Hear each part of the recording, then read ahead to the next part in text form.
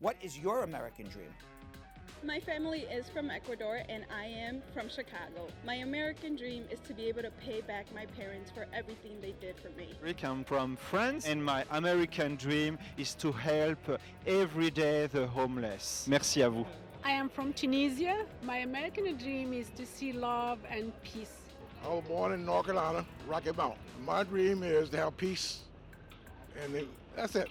My parents are Guyanese, so I'm first generation American. My American dream is that we all get the same treatment, same laws, same education as everyone. That would be my American dream. Everyone has a right to the American dream. Groundhog Sam! Okay, it's looking pretty good around here. All right. Oh, hi, everybody. You caught me in the control room. I'm checking out the machine that we use to put the show out every day. If you watched yesterday's episode of Bradshaw Live, you would have noticed the show was a bit of a catastrophe because our machine was not working properly. This is what it was like in the control room. It was like this. Everything was on fire. It was mayhem. Everything was up in smoke. It was a catastrophe. I was so stressed out. Ugh. But Muta Ali has fixed the machine. And so today, the show should be like this. Come blue ocean, come blue oceans. Today's show is gonna be nice, and it's gonna be like a day at the beach, which Brad wouldn't give me yesterday. Urgh. Instead, I had to be in the control room for this craziness. It was so stressful. Due to the problems that we had technically yesterday, we were unable to play deported veteran Miguel Perez's second half of his interview with Brad. However, now that things are calm, we will be playing Miguel's interview today. Very important. You'll find out that even if people serve in the United States military, they do not automatically get citizenship and sadly can be deported. So enjoy the show, everyone. It's gonna be a good one. As long as I don't get hungry and chew on any wires. I'll behave, I promise. That is hilarious. That was very funny. The show is like this. Everything's on fire. And welcome, everybody. Welcome, Belgium, Kim, Hello, Jonathan, hello. Yo-Yo, Elias. Hello. And this is Bradshaw Live. And we are, I lost track. What's today? Thursday. Thursday the 31st. God, June wow, is this already week went here. by fast. Maybe because Monday we were off. Yeah. Yes. Right, Oh, maybe. thank I don't know. God. The week went by very, very fast. But we do have to say hello to everybody Yes. before we get going. We gotta do our rounds. We gotta be polite to everybody. We gotta say hello to everybody because it's like, we're inviting them into our home. Yes. Okay. Absolutely. So And when they're you inviting us into theirs. into their home, right? Yeah. So when we're invited into each other's homes, you always say hello. You just don't walk in and sit down. That's rude. No. That would be That's rude, rude. Yes. right? Yeah. So hello, Tamika and Dane Williams and Ver Fullerton and Brenda Norton, all watching on Bradshaw Live. Christy Consali. She kind of goes back and forth between Yeah. the feeds. She does. Yes. Marsha Whitaker, how are you? Carol Anderson, the Tiger, watches every day. Yeah. I know she never misses a show. Wendy Brown, Cordella Willery also never misses a show. Tamika never misses a show. A lot of people never. Smiley Smith never, very rarely. I'm a survivor. When we were doing this at 9 a.m., Yeah. she's out in Arizona. See, we know all about our Bradshaw Yeah. people, right? She was out in Arizona. She's a Sheesh, teacher. early. She's a teacher out in Arizona, so she would watch when we did our 9 in the morning show in Arizona. It was 6 a.m., so Right. this would be her wake up. So Wow. since we changed her time, I don't know what she does in the morning now anymore. It doesn't wake up. Maybe she doesn't wake she up. doesn't wake up I don't know what until her 2:30 I don't know what her p.m. routine is anymore. So she doesn't always get to see us because I think she's busy with school. Yeah. Right. You know, but she's there today. So, Almost the first summer bread break. Oh, I'm reading her comment now. She says, "Hey, I'm here. Summer break has come and I'm free." Yay! So we're gonna get on the Survivor for about 2 to 3 months. She's on summer break. She's the first Brad Squatter I ever met in real life. Yes, she came in right really? away. Right away, yeah. I still have Yeah, never yeah, met she- a Brad Squatter. Oh no, they come in. They come they in. do. Carol yeah, Anderson and they and come Ty in. And Girl, most of so- them don't have any issues. They They just just wanna come in just to say hello. Oh. Yeah, Molly Loban Martin, Barbara Lord. Who else is here? Groundhog Sam saying hello as always. And we have anybody new in our comment? Marsha Whitaker. I said Marsha Whitaker. You did. And Beyond Bereja Kalimutan is new. okay. Well, hello. Beyond. Why don't we give him a big welcome? Welcome, Big Beyond. welcome. Yes, and hello. Stacy Ann Oh, Hodge. wait, where was that at? Stacy Ann Hodge. Velma Gale. Velma Gale's always there, right? Yep, Yes. she sure is. Sheena Findley is new. Who is this on Bradshaw Live? This is on Bradshaw Live. Yeah, What about Sheena Findley. what about Anna Nicole? Anna Nicole is a Brad Squatter. She's more of a. Wasn't Anna Nicole like Hugh Hefner's Anna Nicole Smith. That's Anna Nicole. She That was does Hugh that, Hefner's. yeah. That was Hugh Hefner's ex-wife. No, Was not Hugh it? No, Hefner. was it? She was No, Red Another Sumner rich man. Redstone. Sumner Redstone. Was that some really he rich was like white, 96 Oh, years some old rich or white, something crazy? rich white guy that Yeah. she married And got For love. and paid. right for love, Definitely right? for But she love. was. Oh, I know what she was. She was the guest girl. Yes. Right, she was the guest girl. That's how she became that was her famous, claim to right? fame. Peace. But is this the same Anna Nicole? Given that Anna one Nicole is is dead? dead. Anna Nicole Smith is. I still could be the same Anna Nicole. that you would know, be there's kinda creepy. Facebook in the next world. Like a. All right, like they're a Michael watching. Jackson. Actually, it's a scary movie like that. They're watching It's like Facebook. a girl that dies and like she comes back like through social media. Oh, Unfriended. Yeah, Yes. yeah. Yes. Well, we No. saw that article. I don't know if you were here on the show that day, Jonathan, when there was a billionaire who's starting this company that will put you in you have to die and be killed now. Remember this? I do. But they take your head and put it in some sort Like of on ice. ice. Yeah. And then in 50 years, they think they're going to have technology that they can take your inner being and put it on a computer, and you would Like in a live chip. forever. That sounds like. On the Do you computer. guys watch Black Mirror? It also sounds like Altered Carbon. It's all Yeah, it's all the same thing. Look, you never know. You never know. I don't know what Anna Nicole this is. This is why I don't do. Can you 23 check, andMe. please? Now I'm getting scared. I'm gonna go social media stalk Anna Nicole really quickly. Now, I'm coming your what way. about Bian Baraja Kalmutin? No, she's new. She's new. Yeah, that's you said hello to her. Yeah, that's why she's like hello to the Can squad. everybody like say hello and welcome them to your home and our home, please? Yes. And Sandra Shaw, she's been around. Yep, she sure is. Right, and y'all say Angela. What about Ignacio? Angela Mackenzie Tingling? Oh. Wait, Angela Mackenzie Tingling. Is that she sounds is like that a new? royal. Is that new? Yes, she is Yes. definitely She new. says she's the Duchess of Canterbury. Yeah, she Yes. sounds like the She Duchess is. of She is. I don't know who she Canterbury. married to get that title, but apparently she's The the Duke Duchess of Canterbury. No, she's the Duchess, I think. No, she married the Duke. Oh, she married the Duke. You're- Right, I guess. All right, and everybody on Bradshaw Live, yesterday we play our game every day where we pit Bradshaw Live feed versus Law Office's Spar and Bernstein feed against one another. See who can share the most. It has been unusual. It's like kind of like, I guess, if anybody ever followed the Harlem Globetrotters and the Washington Generals. Yeah. Okay, the Harlem Globetrotters won like 4,000 games in a row. Right. Okay, right now Bradshaw Live has won like 30 games in a row, and it's not even a close game. They outshared Law Office's Spar and Bernstein by 3 times. I think they had over 220 shares to Spar and Bernstein's 71. Now, I will say on the Spar and Bernstein page, there are some people who are going out of their way to get others on the Spar Bernstein page to share. For example, Lisa Bling Rose. We're saying hello to you, Always but an also on the Spar Bernstein page, she said, "Hello, everyone. This is the day we do it or die." Is that what she said? She did. This is the Yeah, day, she the says do or day die. do or we die or die. Or I guess I'm paraphrasing her. So please, everybody, We're going to be answering your immigration questions, or your friends' immigration questions, or your family's immigration questions, or maybe it's your immigration questions, but you're calling and saying it's your friend because you don't want anyone to know it's really you. However you want to do it. We're going to be answering all of those immigration questions in about 15 minutes or so. So please take out your thumb or your finger, and please share this with your friends and family. Now, before I ask Jonathan and Belgium Kim to explain to you how to share, because there could be 2 or 3 people out there who don't know how to do it, yesterday I promised Bradshaw Live, everyone on Bradshaw Live, that they would get a special performance by Jonathan Yo-Yo Elias if they beat Spar and Bernstein by more than 3 times. They did it.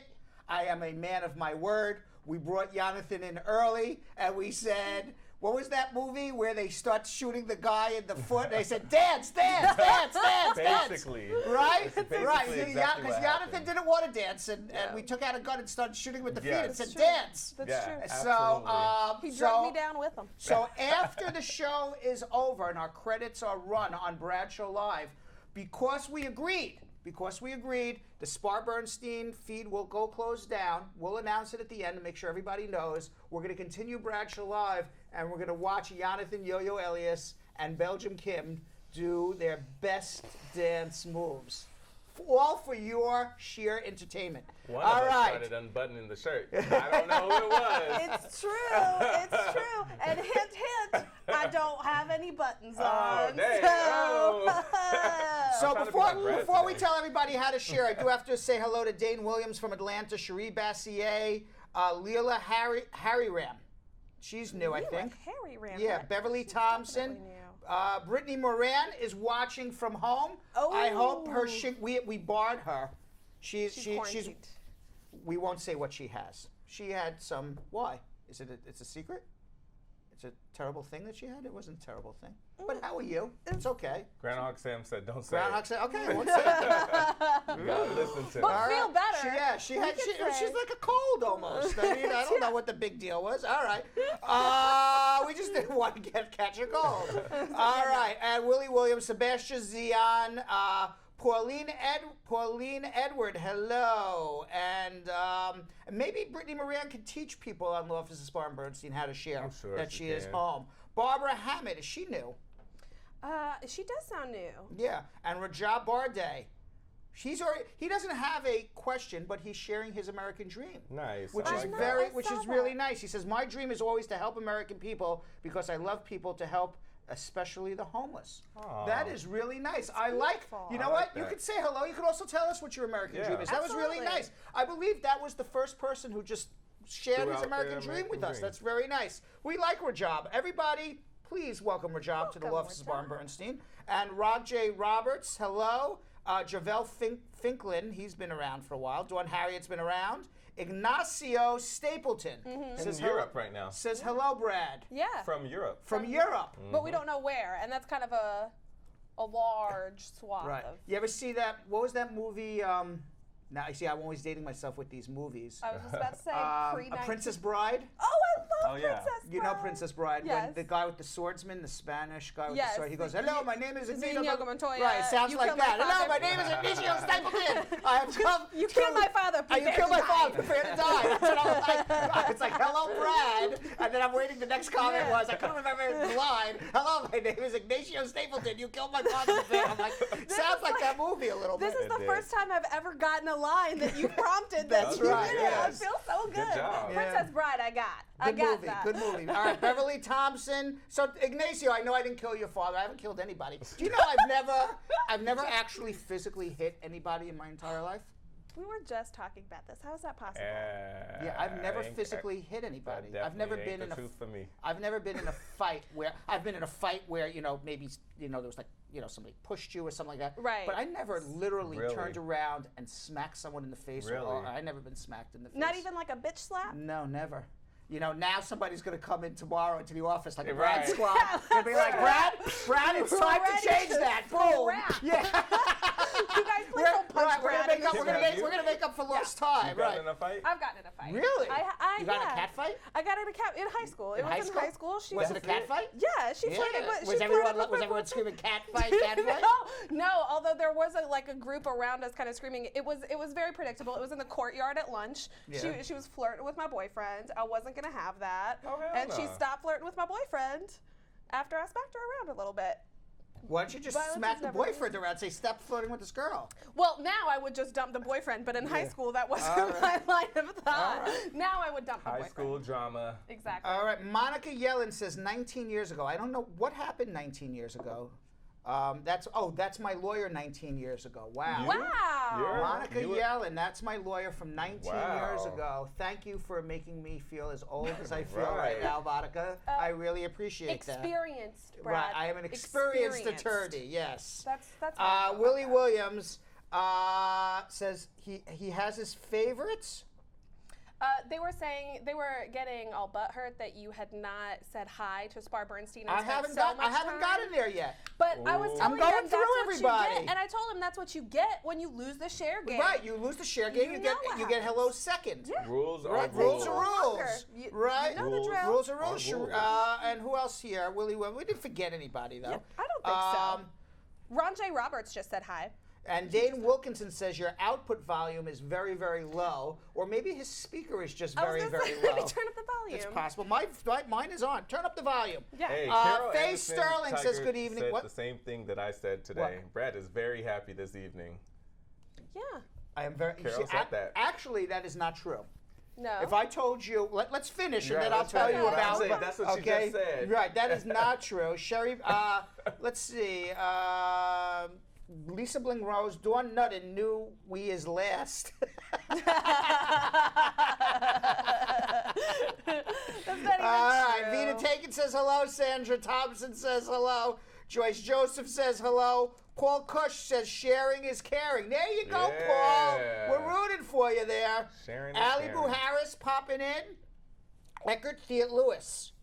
Groundhog Sam has just given us an update. Yeah, Eckert Theat Lewis. We'll get to the update in a second. Okay. Brad, I'm your client. I would like to ask is the priority to renew my green card, even though I did my biometrics for my naturalization. We miss you guys on the radio. Aww. But, you gotta I'm start here your every day. Facebook. But I'm here every day. Right. You get to All see right. a mug's man. It's not a priority. I'll answer his question because I was just saying hello to him. Yeah. But it's not a priority to renew your green card unless you need to travel or use it for work. Just save the money. All right. You got Brad going out of order. Yeah, out of order Right. here. Monica Stone. Hey, listen, they don't call it the Brad Show live for nothing. I can do whatever the hell I want, right? Right. Therese Bernard, Rob show. J. Roberts, Shio Doman. Is she new? Shio's been here for a Shio's couple been a weeks while? now. Okay, hello, Yeah, I Shio. know How are Shio. you? I don't know if I saw you in the comments. Welcome, and thanks for watching for the last couple weeks. So, and by the way, now's the time, and then I'm going to tell you about my night last night. Yeah. And then I'll Okay, tell you, yeah. and then we'll schmooze about what's in the news. We haven't even gotten there yet. Yeah, no. But can you please let everyone know what is the Groundhog Sam have to say about sharing, and then please let everyone know how to share. Well, Groundhog Sam has just given us a breaking news update that says that as of right now, Spar Bernstein is up in the shares. Well, this It's usually happens. 68 to 57. It's Wow. close, but they're beating You see, them. and then all of a sudden somebody at Bradshaw Live shares it to like 40 groups. Right, Malia is going to come in at Bradshaw Live. So That's this is the actually key. pretty So good. this is the key thing on Spar Bernstein. This is the key thing. It's not share one time. Like you got to share it into 5, 10, 15 groups. And then that's how Bradshaw. I'm telling you, that's the That's how secret they for win. Bradshaw Live. That's how they That's win how they every win. time. Yep. It's Right. not even a secret because we just gave just it gave to it them. away. Great point. Right. So all right. So Kept show secret. everybody how to share.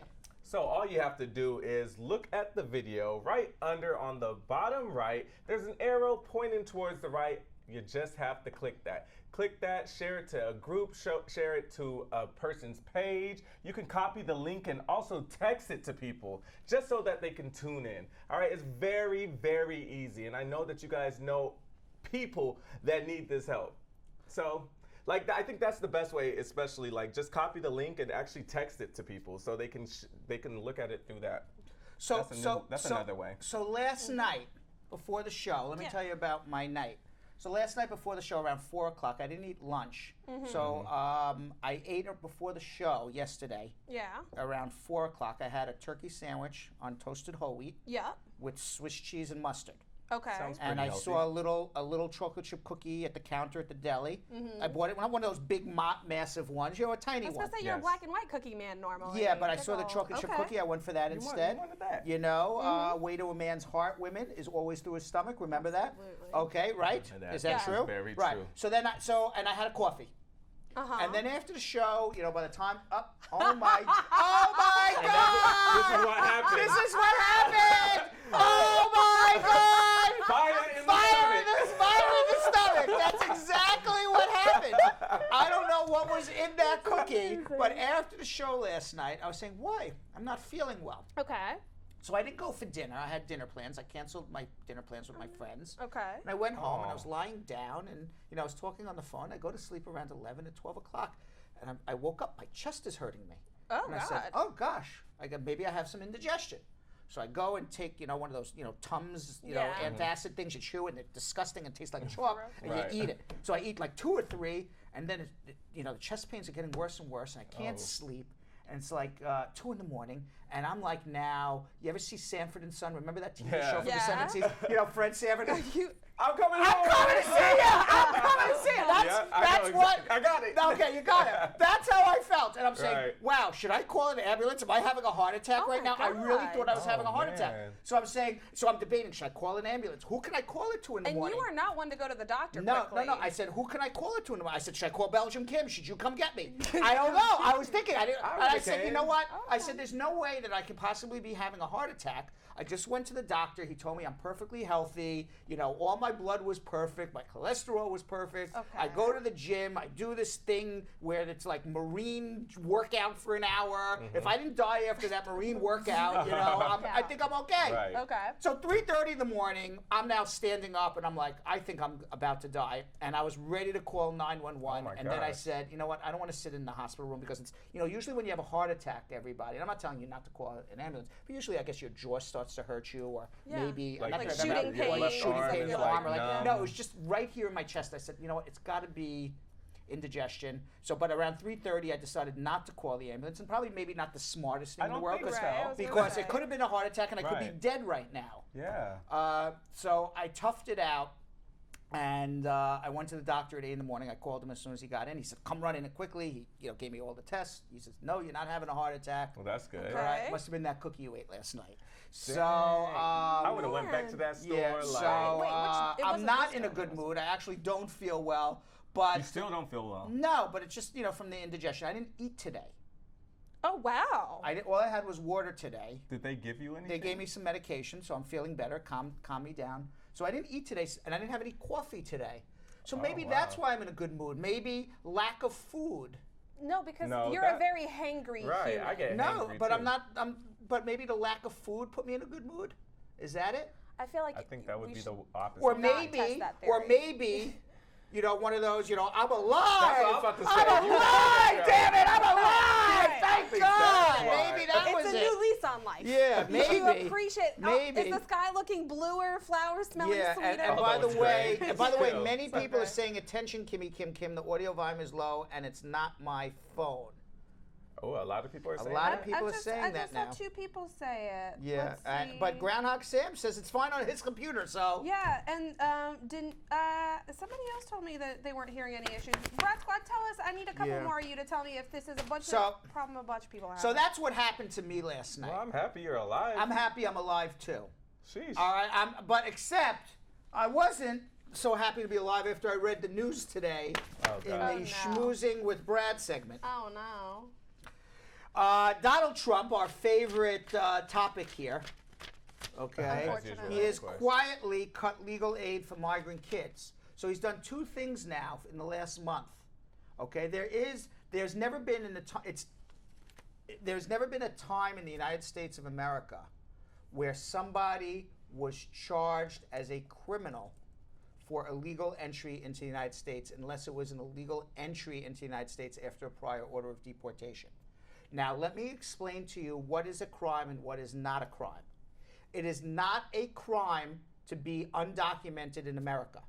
To be found in America and be undocumented is not a crime. It's not a crime to overstay your visa. It's not a crime to violate your visa. It's Those not are a crime? not a crime. These are all civil offenses. The only crime that was ever being prosecuted up to a month ago was people who entered the country illegally after a prior order of deportation, after they were ordered deported. It is on the books. It is on the books that it is a misdemeanor with up to 6 months in jail to be apprehended crossing the border illegally. It is a crime. But once you're here in the United States and they find you in New York and you've been living here for 3 years, who the hell knows how you got here? Right. You're just an undocumented alien. That is not a crime. Okay. So it's only a crime to be apprehended right at the border as you're trying to run across the border. So now Donald Trump has started to prosecute people who are running across the border as criminals. But just remember what the difference between running across a border and then just being here undocumented. That is not a crime. You can't be prosecuted for that. Right. Okay? So not only has he started prosecuting, parents who come with kids, so those parents are being prosecuted in criminal jail. The kids are being separated, and now he has quietly cut off legal aid for those children. So now these children have to be represented in a court with no lawyer. And they probably don't even speak any English. Wow. So how do you think that's going to go for them? Right. How do As you well think that's as a going to go child for them? representing themselves Right. in a court of law can Yeah, go. I can tell you that the statistics that I've seen in the past, is that, and this goes just across the board. I mean, we're not even talking about children who don't speak a language, okay? But people who are represented by attorneys have over an 80% chance of being successful with immigration. Wow. People who are not and I'm not saying represented by me, I'm just saying No, by an anybody. attorney. By any It makes attorney. sense. Okay? Versus people who go unrepresented have a less than 25% chance Oh my Wow. God. of being successful. Now, I don't know what chance children who don't speak the language have. Okay? But what's supposed to be happening with these children, if they get separated from their parents, is it's supposed to be going into long-term foster care, and then the long-term foster care agency would make a determination whether it's in the best interest to be reunited with the parents or stay in America with your foster care parent. And if you're going to stay in the United States with your foster care parent, then you would do what's called a SIJ, a Special Immigrant Juvenile Petition, to get your green card. That's not happening anymore. Oh my God. So he's not allowing them to have access to legal aid to do any of this. Wow. So now So far, there have been 658 kids, according to my notes here, that in the past month have had to represent themselves alone without a In lawyer. the past month? Yeah, 158 kids. Right. Sick. Oh my God. Right. Meanwhile, tell me what these people have in common. Donald Trump, Dinesh D'Souza, Governor Rod Blagojevich, and Martha Stewart. Ooh, I think I know. Are they felons? They are all felons. They're Wow. They are all felons that Donald Trump has said that he's going to pardon. What? Now, of those who are being pardoned, interestingly, Yeah.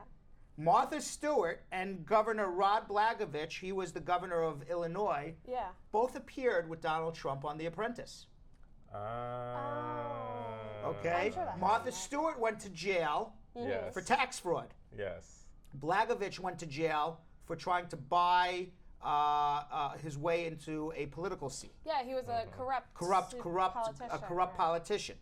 And Dinesh D'Souza was a campaign contributor to the Republican cause, and he went around campaign finance laws and donated more to Republicans than was allowed by an individual. Yep.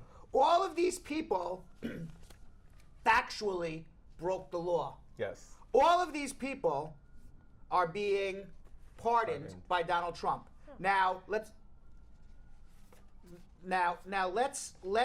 he has not done D'Souza, he's not done Martha Stewart and Blagojevich, he just tweeted that he's going to do it. So far, he's pardoned Sheriff Joe Arpaio. Right. He pardoned Scooter Libby, who was convicted of obstruction of justice, who was the Dick Cheney's right-hand man. Yeah, he leaked Right. the CIA agents. And he threw out a look, I'm doing this across all racial bounds, some BS, Right. link. Oh, but right. I mean, Jack Johnson, he was convicted for transporting a white woman across state lines. Shouldn't have happened in 1913. It's nice that he's doing it. Right. But it's just so Right. It's so stinky. It's the what whole I thing. feel like he's using this as his Yeah. win for African Americans Right. this week. Like you see, I pardoned Jack Johnson. Right. A posthumous pardon is not going to make I'll, you I'll square. so I'll tell you what two people say that I have a lot of respect for. Okay. First person is Preet Bharara. He was the former U.S. attorney in the Southern District here, and he didn't do what Trump asked him to do, and Trump fired him early in his That's right, administration. right. Remember him? Yes. And he was a good prosecutor. Yes. Okay. So he tweeted. The president has the right to pardon, but the facts are these. D'Souza intentionally broke the law, voluntarily pled guilty, apologized for his conduct, and the judge found no unfairness. The career prosecutors and agents did their job, period. Now, there's a guy up at Harvard Law School by the name of Lawrence Tribe. He writes the book that every law student reads in law school about constitutional law. Okay. Starting with Marbury versus Madison, which is the first Supreme Court decision ever that said the Supreme Court is the law of the land, whatever the Supreme Court says, all the way up to the most recent decisions, and he writes the treatise on this. Okay. He is the constitutional scholar. Guru. Guru. Okay. All right, so he tweeted, this is his tweet. He tweeted, Trump's Dinesh D'Souza pardon today on top of his pardons of Scooter Libby and Joe Arpaio makes sense only as an elephant whistle. An elephant whistle, as big a whistle as you can make. Right. To Michael Cohen and all who know damning things about Trump, protect me and I'll have your back. Turn on me and your goose is cooked. This is more obstruction. That's With all that exactly what said, it is. okay, with all that's going on with Donald Trump, he had time to meet with Kim Kardashian. Oh. The important matters The of the important world. matters of the day. He had time to meet with Kim Kardashian. There he is. Kim Kardashian met with him about pardoning somebody near and dear to her. Oh. Now, the New York Post had a great cover. They said, the Trump meets the rump. Do we have that? Do we have that? I think we should have that. The Trump meets, there it is. The Trump, you know what? If I tried to come up with a funnier line than that, I don't think I could have. No. That's Right? hilarious. The Trump meets the rump. Wow. That about sums it up. Also, do you see that subtitle? Kim Thong-un pitches Prez on prison reform. I got to tell you something. When the president has to take advice from Kim Kardashian, I think the world is coming to an end. He's offering Rosanna I really Kim think is in the White world House. is really coming to an Oh end. my God.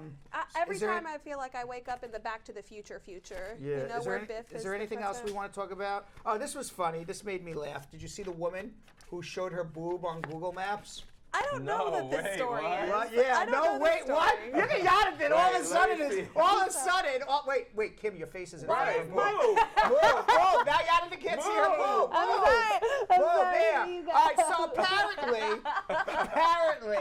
apparently, if you make enough contributions to Google Maps, you get to be a contributor and change, for example, like if you have a restaurant, you can put your restaurant as being on 1 Main Street. Okay. So she did enough contributions to Google Maps. I don't really know how the whole thing works. I'm not a Google Map contributor, Right. but apparently she did enough contributions that she was able to amend Google Maps in the area where she is, which is in Taiwan.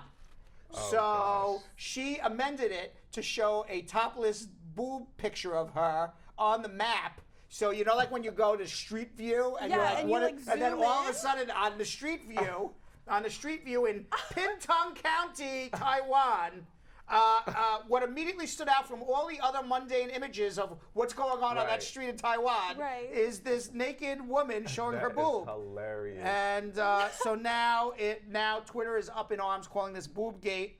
And apparently now that street is the most visited street You don't in say. all of Taiwan. That's hilarious. I need to know the why. I don't know. How Was about she the why just not? I don't know. Why- Now, unfortunately for all of Brad's squad, you can't go to look at this now because Google has removed it. You don't say. Yeah, because I know all of a sudden our numbers were going down fast because everybody's going Everybody's to got Taiwan, Pyongyang County, Taiwan to see this boob. No, you can't. You can't see it anymore. All right. Anything else? Oh, yeah, one last thing before we get to immigration. I know we're running a little late. One last thing, and then we're going to get to all your immigration questions. So everybody, please stay on hold. We're going to be answering all your immigration questions. This is for you, Kim. Oh, God. The world's first realistic male sex doll is out and ready. And it's a company called Synthetics. There it is. There it is. It's a leading manufacturer of sex dolls. They have unveiled the latest product, which is customizable male sex doll. And it's made completely of silicone, and it's indistinguishable, they say, from a human being. That doesn't and of course, the dolls have their limitations, Kim. Their bodies can't move independently yet. Okay, right. They're not human. And they're cold. Okay. Sounds like the girl I lost my virginity to. But I hope she's not watching. Yeah.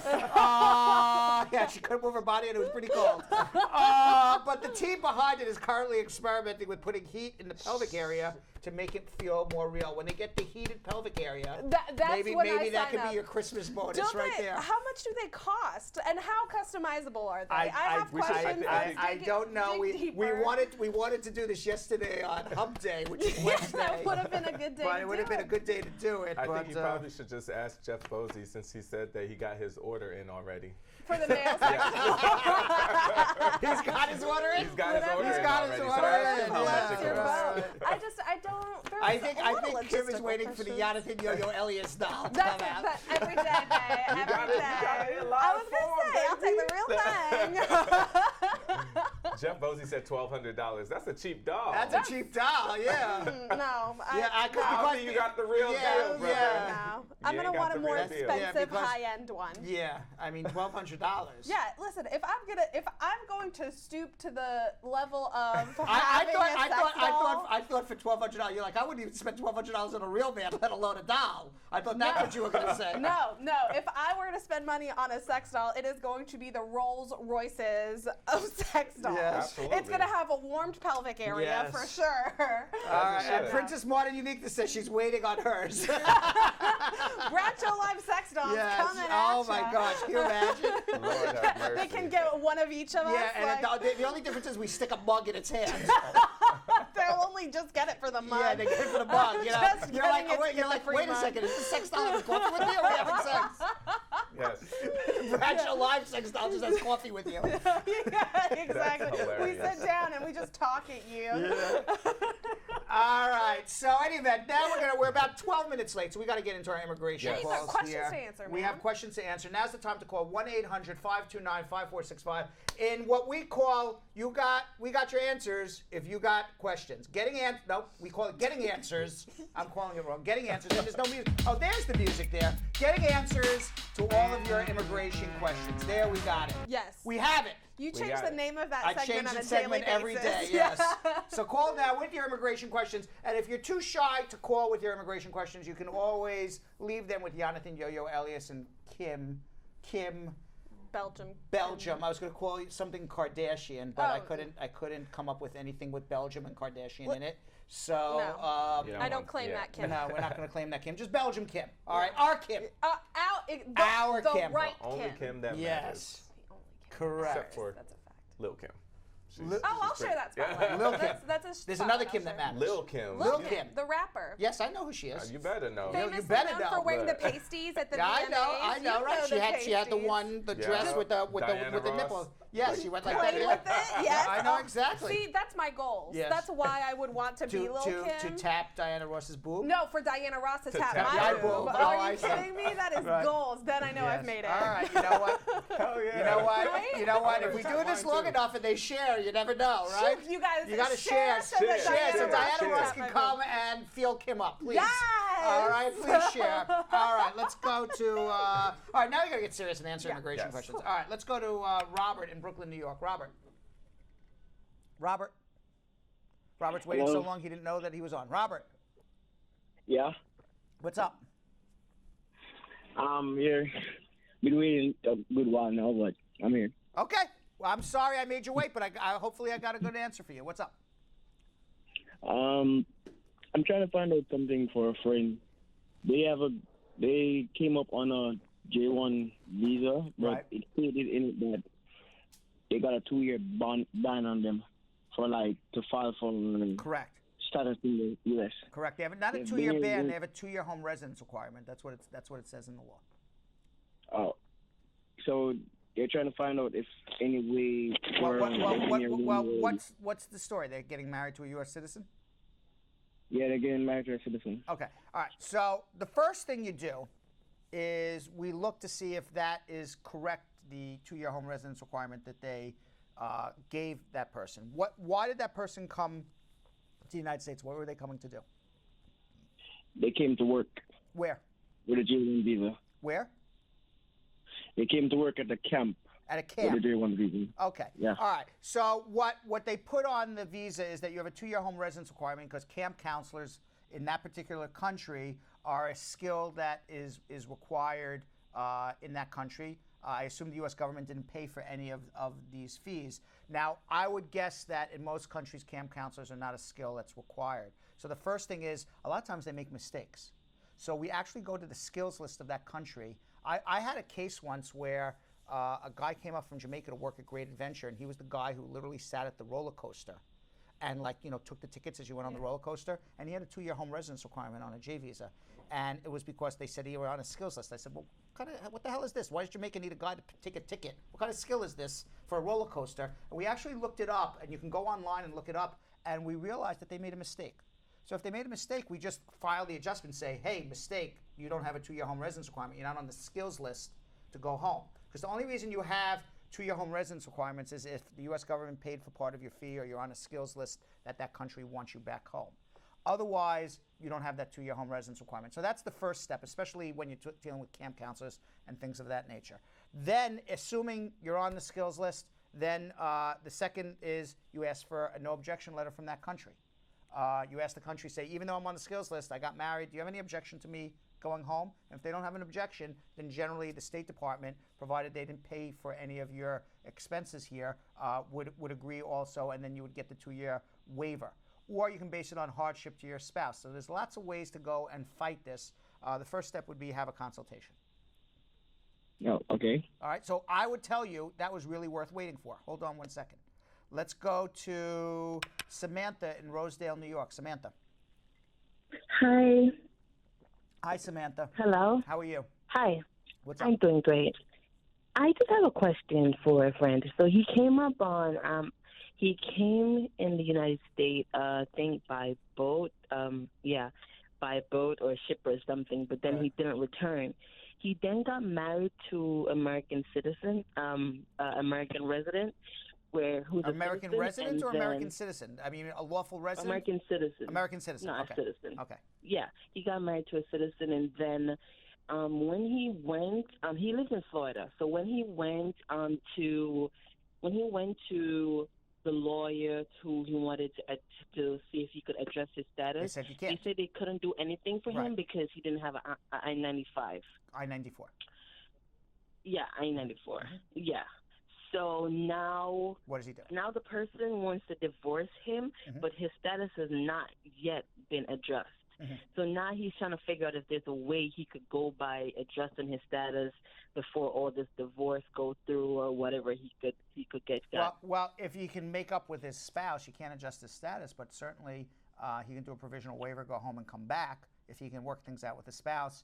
If there's extreme emotional abuse or physical abuse, even though you're entered without inspection, you can adjust your status here. So those are the two things I would ask of him. Okay. So there's definitely a way once they could make it up and not have the divorce. Correct. Absolutely. Correct. Okay. Yes. All right, perfect. All Thank right. you. I'll let him contact you then. Fantastic. Thank you, Samantha. All right, no problem. All right. Let's go to Tamara in Shelton, Connecticut. Tamara. Hello. How are you, Tamara? I'm great.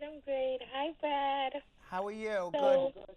I I'm great, yes. So today I'm calling for my cousin. She's at work. Okay. She said she submitted a I-130 form. She's married to a green card holder, which is a permanent resident, yes. Maybe for almost 2 years now they're married. And she said only thing she got back was the receipt to say that they received the I-130. And it's been 2 years now? Yes. And 2 years, they've been married, or 2 years the case is pending?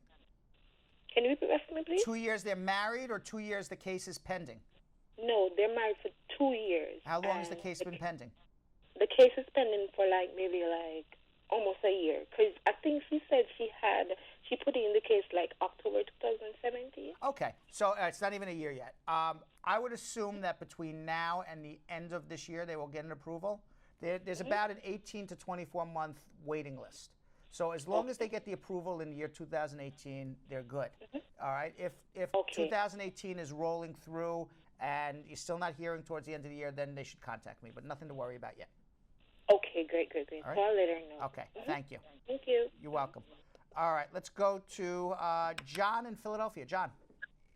John Wick. John, how are you? Yeah, my name is John Wick. John Wake, how are you? Yeah, I'm good. I'm calling from Philadelphia, PA. Okay. Philly in the house. Yeah. All right, what's up? I'm calling because I'm seeing if someone got arrested, right? Mm-hmm. And the case is dismissed, and they want to file their U.S. citizenship.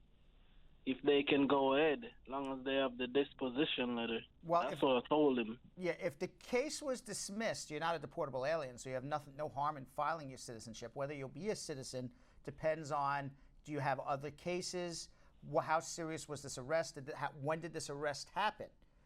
If this arrest happened more than 5 years ago, then it's no problem because they only look back 5 years into good moral character. If the arrest happened 6 months ago and it was a minor arrest, yeah, you're allowed to have a bad day. If it was a more serious arrest, you may want to speak to a lawyer just because you may have to be able to prove that you're a person of good moral character. Yeah, I mean, it's been 7 years now. What was the arrest for? It was for shoplifting. Then you're fine. It missed because he didn't do it. And another one was for pretty much an altercation for grand larceny, and that was dismissed also. And was all of this more than 5 years ago? Yes, it's been 7 years now. Okay, then you're fine. As long as you pay your taxes, or whoever this is, as long as you pay your taxes and you have 5 years good moral character, and both of those cases were more than 5 years ago and they were both dismissed, you're absolutely fine. You're eligible. Okay, so if things go south, I see you, right? You better believe it. It shouldn't go south, but if they do, you come see me. Okay, where can I find you? Right here, 1-800-529-5465. No, where can I find you? In New York City, but we can do phone What's consultations. the address? Hold on 1 second. Hold on. All right, let's go to Jimmy in Brooklyn, New York. Jimmy. Hey, Brad, how you doing? How are you? Listen, good. Can you hear me good? Yep. All right. My wife and I, we've been together going on 13 years, and she came up originally in 2002 and was excluded because the inspector thought her documentation wasn't real. Where was she from? The West Indies. Where in the West Indies? Jamaica. Jamaica. Okay, so she came from Jamaica, and she was found inadmissible and returned home. Exactly. She was excluded. So then after that, about a year later, she then returned on an assumed name, an assumed document. She was inspected, and she's been living here since. But she and I met soon after, and we got married in 2007. And we've consulted with a few attorneys that all told us that we basically have to wait to see if something changes in the law. Do we have any hope? Well, this is the problem. Problem is when she wasn't excluded. Just so we have the right terminology, exclusion ended in 1996. So if this happened prior to 1996, the law said yes, you were excluded. After 1996, it's called being found inadmissible. Now they found her inadmissible because you weren't there. So she says the documents were real. They weren't. They turned her around. For our conversation, she was deported at the airport. When you are deported at the airport and you re-enter the United States within 5 years of deportation, then now all of a sudden you've committed a crime. because you re-entered the United States without permission. Now, you were inspected at the airport, albeit as somebody else. So if she lives in New York, for example, an admission in the Second Circuit in New York in somebody else's name is still an admission. So if they admitted her in somebody else's name and you can prove that, that is not automatic deportation. It's not a crime, but you're going to have a huge fight on this. So what I would it wasn't New York. It was in both Maryland. No. If you're living in New York right now. Oh, okay. Okay. So hold on one second. This is not something that's gonna. But so as soon as you present her to the Immigration Service, you're in for a fight, and they're gonna try to deport her. Okay. And they could also charge her criminally for re-entering after prior order of deportation. Although if she has proof that she was inspected in somebody else's name and she's living in New York right now, then that is an admission to the United States. Not in Baltimore, but certainly in New York. So hold on one second, okay? If you want to have a consultation, I would suggest you do it. All right, let's go to Romaine in Pittsburgh, Pennsylvania. Romaine. Hello, are you hearing me? How are you? Yeah, I was calling in regards to an occasion I have with the law. Like a couple months ago, I was arrested in April of last year, right? Right. But being arrested, I was wrongfully convicted, so I didn't get charged or anything like that. So from last year, April. What do you mean you were wrongfully? Tell me what you mean. Tell me what you mean by you were wrongfully convicted. I was at the wrong place, wrong time, because I didn't do a crime. But did you plead guilty to something? No, not at all. Okay, so you were wrongfully arrested. What happened with the case? That case, in March, that case got thrown out. Got thrown out, dismissed. All the charges got dropped. Okay, yeah. Good. So let's backtrack a little bit. So I got arrested last year, April. Last year, like February, I got my social security and all that stuff, my work permit, right? Right. So got arrested the following April. I went to jail, and I sit in jail from April of last year back to April of this year, right? You spent 1 year in criminal jail? Yeah. Okay. What were you arrested for, being in the wrong place at the wrong time? I had drugs charge, conspiracy with intent to deliver with conspiracy. All right, so serious drug conspiracy thing. Okay. So now the whole charges were dismissed against you. You have no criminal record. The only thing you have is you were arrested and charges dismissed. What is your immigration status? Okay. At that time, my immigration status was I was about to get my green card, right? But whenever I got arrested, everything came to a stop. Right. Right. Everything came to a stop. So in March, I think it's like the 22nd, the 21st, I was getting released from jail, and immigration came and picked me up same time, right? Right. So I went to the immigration facility in Yorktown, PA. Right. Right. So when here, they say they're charging me for overstaying my visa. Correct. Right? I got it. Okay. So, because they can only charge you as a visa overstay because you didn't have a criminal record. Yeah. Right. Right? Mm-hmm. But remember, I was in jail for 1 year, so my work permit, my social security, all that is expired right now, right? Right. So, what happened? What happened? No. Where you're calling? You're out of York, Pennsylvania. What happened with the deportation case? All right. That case, I had a bond hearing, and they got me a bond for $7,000. All right. So you're out on bond. You're out on bond right now. Yeah. Okay, what's going on with, let me ask you a question. What's going on with your wife? Everything's good with you and your spouse? Yeah, everything is perfect with me and my spouse. So you need to go in, terminate the proceedings and file a new adjustment so you can get your work permit and everything again. Oh, yeah, but that's the thing. Because now they give me, I was out April, and they tell me I had a court date the next month. Then they postpone it till 2 months. Now they postpone it till August. All right. So I understand. All right. So let me put you on hold. I understand where you're at. Okay. The one hurdle you have to overcome is because you were arrested for a drug conspiracy, they can still charge you as being inadmissible. Remember, that's the word we use now instead of exclusion. They can still say you're inadmissible for being a suspected drug trafficker, even though you were never convicted of a crime. So that's the one thing we still have to look out for. But if you're in a valid bona fide marriage, the case was dismissed, they should terminate the proceedings, and we should just file an adjustment for you. Hold on 1 second, okay? All right. All right, let's go to Jessica in Queens, New York. Jessica. Hi. Hello. How are you, Jessica? I'm doing great, and you? Wonderful. You know, Okay, usually I have a usually I question. talk very loud, so I'm told now they turned down the volume because I'm such a loud talker. People are still saying that. Yeah. Oh, wow. Yeah. You should see me in So- person. Everyone's ears are ringing. I'm watching you on live before Okay. now. Thank you.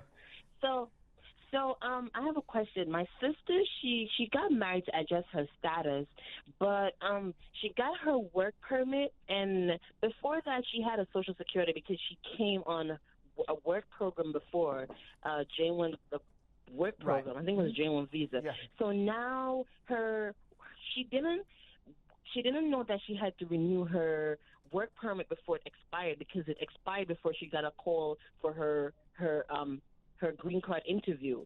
So now her work permit is expired, and then she just went for the green card interview. So she reapplied for the work permit, but she's trying to figure out how long does that normally take. About before she 100, get about a work 100, about permit. 120 days, but her social's good.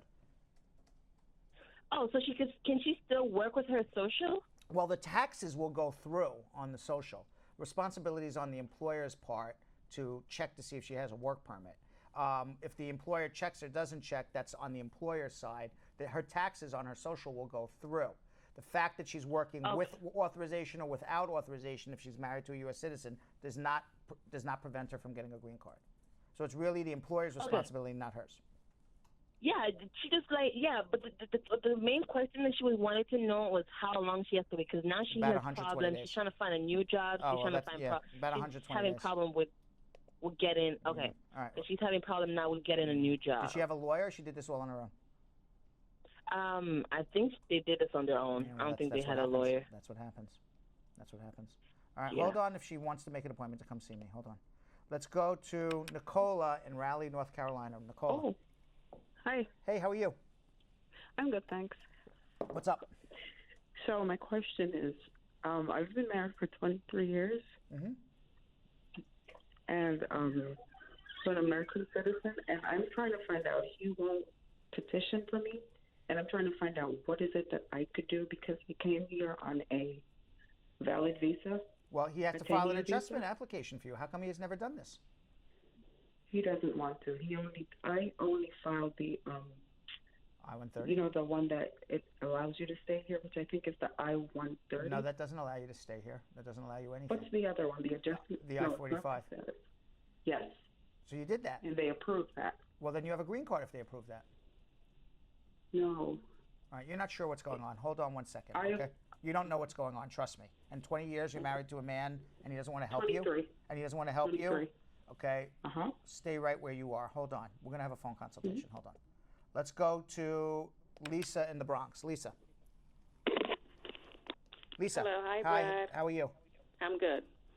Okay, I'm calling you about my cousin. She was married in '96, Right. and in '97 she went for an interview. Unfortunately, it didn't work out. In '98 she got divorced. Now she's married again, about 6 years. Can she refile? Sure. Why not? You could try to get a green card multiple times. It's no problem. Oh, okay. All right, hold on. We can help. All right, let's go. She came to your office already. I don't know what happened, but she came there before. All right, so tell her to come back. She knows exactly where we are. But we can certainly help her. Okay. All right. Hold Thank on, you. hold on. All right. Whoop. Oh God, I'm saying let's go to the computer. I'm like, come on, let's go. Let's I'm like talking to this computer. And like it's not talking back. It's not talking back. How's to it me. responding? Yeah. All right. So let's do this. We have to get to our social media check-in now. And before we get to social media check-in, can you guys say where we're at? Maybe Groundhog Sam has told us where we are at. The last I saw, Spar Bernstein was still winning. The very last numbers are neck and neck. Spar Bernstein 171 to Bradshaw Live's 168. It is a close race. Wait, what is it? It's what to what? 171 to 168. Who's winning? For Spar Bernstein. Yeah, see? Oh my God, am I gonna I knew you guys could do this. Am I gonna have to do a dance for Spar Bernstein tonight? Yes, you are. No. Am I going to have to do a dance for Spar Bernstein if they beat Bradshaw Live? Now is not the time to slack, Spar Bernstein. You still got an hour. We're halfway, but so far so good. All right, so let's go to something we call social media check-in, where we answer your questions that you spoke with Belgium Kim and Jonathan Yo-Yo Elias about. All right, let's go. All right. So Eckert T.S. Lewis. Eckert. That's a good name. Okay. Yeah, that's a nice name. Brad, I'm your client. I answered this one in the beginning of the show. This is true. That was when I was saying hello. Yeah. Yes. Okay. See, this is you mess us up, Brad. I'm when sorry. you go out. I remember I said this is Brad. They don't call it Bradshaw Live for nothing. I can do whatever. Oy vey. You're making us all flummoxed. Oy vey is me. Killed it all. Okay, so let me go to the next one. Okay? Jonathan, pull it out as Yiddish on Bradshaw Live. Could you imagine what you're making him go through? All right. So I have one from Stacy Ann. Good evening, Brad. My husband is a USC, and he filed an I-130 petition last year in November, and my PD December 1st, 2017. I'm currently in the States on an H-2B visa. So we have decided to do an adjustment, which he filed 2 weeks ago. How long do we have to wait to get the biometric done? Who filed for what? I lost the first part. So I was looking at Michael saying this is the best show ever. It's the best. Oh, yeah, he said that. Thank you, Michael. Yeah. So who sponsored the husband filed a petition. The husband's a citizen? I-130. Okay, fine. Yeah. And the question, and when did they file it? Last year in November, and also the PD December 1st, 2017. The PD, that means a priority date. That's when they filed it. Okay. So she should have a work permit already. Oh, Stacy? Right. The person should have a work permit already. Okay. And they should have taken their biometrics, and they should be getting their green card interview by the end of the summer, early fall. Okay, so wait. So they decided to do an adjustment, which he filed 2 weeks ago. So how long do you have to wait to get the biometric done? And the I-485 PD is also December 1st, 2017. Do you think I'll get an interview before the year ends? Yes. Tell her. Yes. Stacy Ann. Yes. Cool. All right. By the way, we're having. All right. Continue. Okay. Yes. Ignacio says he is from St. Martin, the Dutch West Indies, and his wife is a U.S.-born citizen. How does he go about filing the I-601A waiver? You need a lawyer. You gotta. Why does he need an I-601A waiver? He says, my wife and I have a business in the U.S. which is registered in Las Vegas. We work together out of Lincoln, Nebraska. Why do you need an I-601A waiver? I don't know. That has nothing to. An I-601A waiver is a provisional waiver that you've lived here out of status for more than 1 year. You entered without inspection. You're not eligible to adjust, and you want to go home to pick up your green card and come back without a 10-year bar.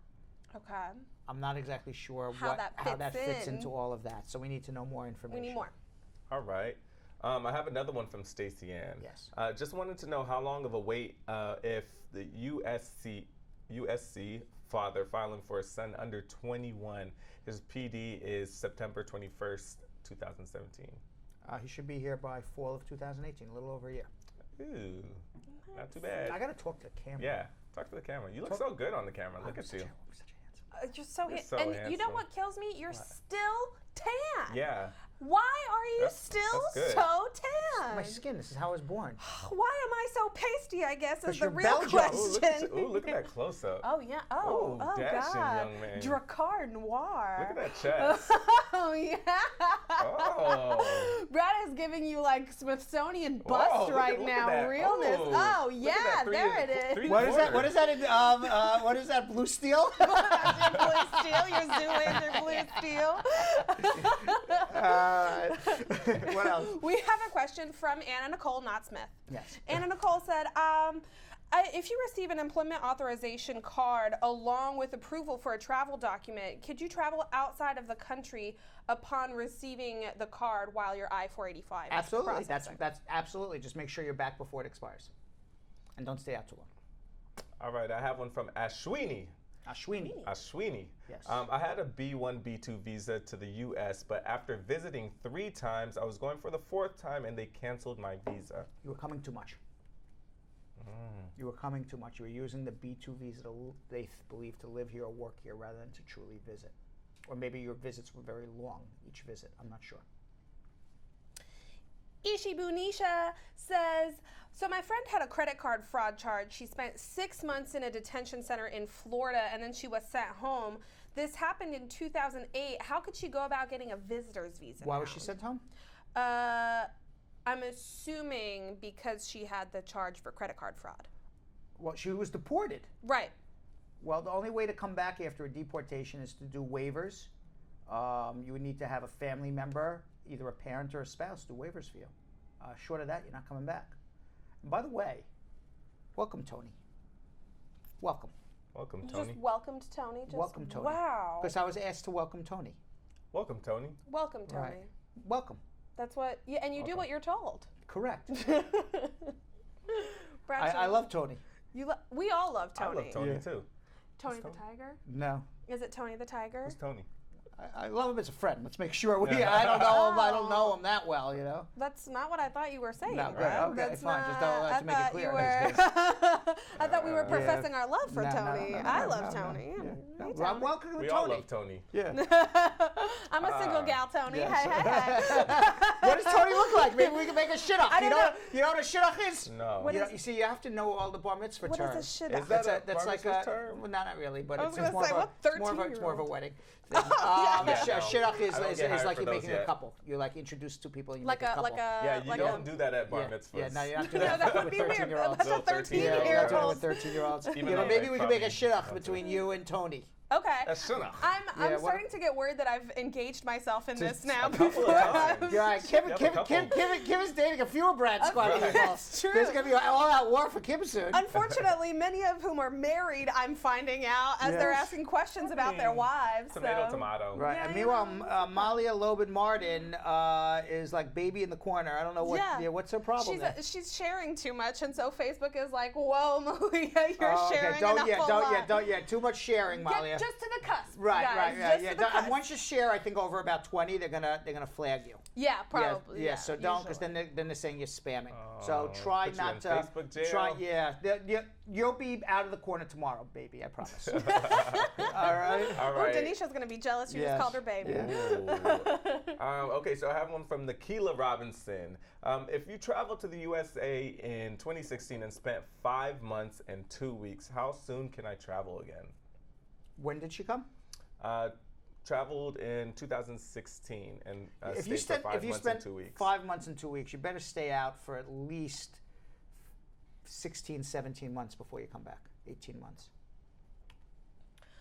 Duena says, I have a work permit and I'm still awaiting a green card decision. I had my interview last August. I'm getting work in another state. Could I go ahead and take that job?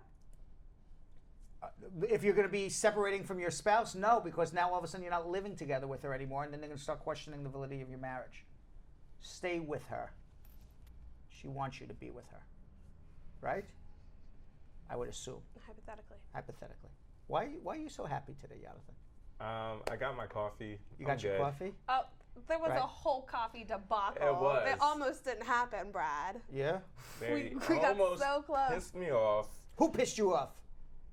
Starbucks. By Oh, the way, calm by down. the way, I was all in favor of Starbucks training their employees on Yeah. racial sensitivity until they closed every Starbucks the other day. And I'm like, what the hell? Come on, Starbucks. I know. I went for my Starbucks the other day and every Starbucks was closed. If you guys could just not arrest people who aren't committing crimes, Right, we right. could Why can't have you our do this like coffee. after hours, the racial stuff, you know? Ooh, Spar Bernstein's still in the lead. What's happening there? 183 to 171. Is We're this gonna get Brad is to Brad dance. going to dance tomorrow? Oh, Brad's gonna dance. With tassels It's a on. dance party. It's going to be a big dance party tomorrow. Wait, did you say with tassels? Oh, did I? Tassels? I'm He not said dancing with any tassels. tassels. Wait, Yo-Yo the- said yes. Yo-Yo wants you to tassel. Yes. I Don't you think guys that's want a that? great idea. All right. If you're So lucky, let's Diana do this because Ross. we're running out of time here, and then we're going to come back to social media at the end. All right. All right. And we'll run through all our questions. Linda's been waiting for a while. Let me speak to Linda about her immigration question. And I do want to talk about Miguel Perez. So let's get to Linda. Linda, how are you? Hi there. How are you doing? I just have a quick question. I'm good, and you guys? Good, good. What's going on? Well, basically, I've been here since December of 2016, and me and my husband got married right before my. I came on a B1, B2 visa, and I'm a Dutch citizen as well as how Ignacio spoke about. When I came with my son, a 9-year-old, and we stayed because my husband decided we were engaged for a year before that, prior to that, and we decided to get married. How did you and come we to got America? married, How did you come to America? On my B1, B2 Okay. visa. And your That's son the also ESTA the same? program we do. And your son the same? As well. Okay. Yes. And then, I don't mean to interrupt. When did you come? No problem. When did you come? December of 2016. Okay. And when did you file your adjustment application? We didn't file. That's the question that I was okay. going to get to. Okay. All right. So let's get to that. Basically, we wanted to know because someone actually was telling us, oh, you can do that because my husband is not making above the 125%. What do you call that? Right, the poverty guidelines. Yeah. So basically, they were like, oh, do the I-912. So we went ahead and we filed it. Someone filed it for us. Yeah, you can't. Yeah. Not for an adjustment. And then when I got the rejection notice, and then when I was reading through it, I was like, how dumb of me. I didn't even go through exactly what the instructions were. And I was like, You just relied on somebody and just assumed that they knew what they were doing. Yeah. Correct. Yeah. And then, so it's because I had a baby, so that's why it's kind of like, Don't you know somebody in the United States of America who can give you a second affidavit of support? Yes, we do. That's exactly what I was going to ask because I just wanted to know if we can do it like jointly, like my husband along with someone else. Yeah, you wouldn't do it jointly. Your husband would do an I-864 for you and your child, separate ones for each. And if he doesn't earn enough income, then your friend or family member, whether they're in state or out of state, would do a second affidavit of support. Okay. And just another quick question. What if I wanted to, because I know right now, like with funds and everything, trust me, it's very tight, especially in Florida. So I wanted to know if it's possible where I can do my adjustment of status first and then have my son right after mine. Yeah, as long as you do your son before he's 21. Yes. Great. Okay. Yeah. Great. All right. Good luck. Thank you. You're welcome. All right. So with that, the other day, we started watching a story about Miguel Perez. Yeah. Yes. Okay. So for those who didn't see, we have a little compilation. He's a deported veteran. He came to the United States when he was 8 years old. He's a deported veteran, and unfortunately, he did 2 tours of duty in Afghanistan. He left with a brain injury and post-traumatic stress disorder. He believed he was a citizen. Turns out he wasn't. And after being honorably discharged, serving America, protecting America, he's now living in Mexico. We were interviewing him about his entire story. We have the second half. We were supposed to show the second half yesterday, but because Groundhog Sam blew up everything, we're going to do it today. But I want to show everybody just a little snippet of what we saw on Monday to remind everybody about the story. Now, Miguel Perez came to the United States from Mexico with his family legally with a green card at the age of 8. He served 2 tours of duty in Afghanistan with the United States Army.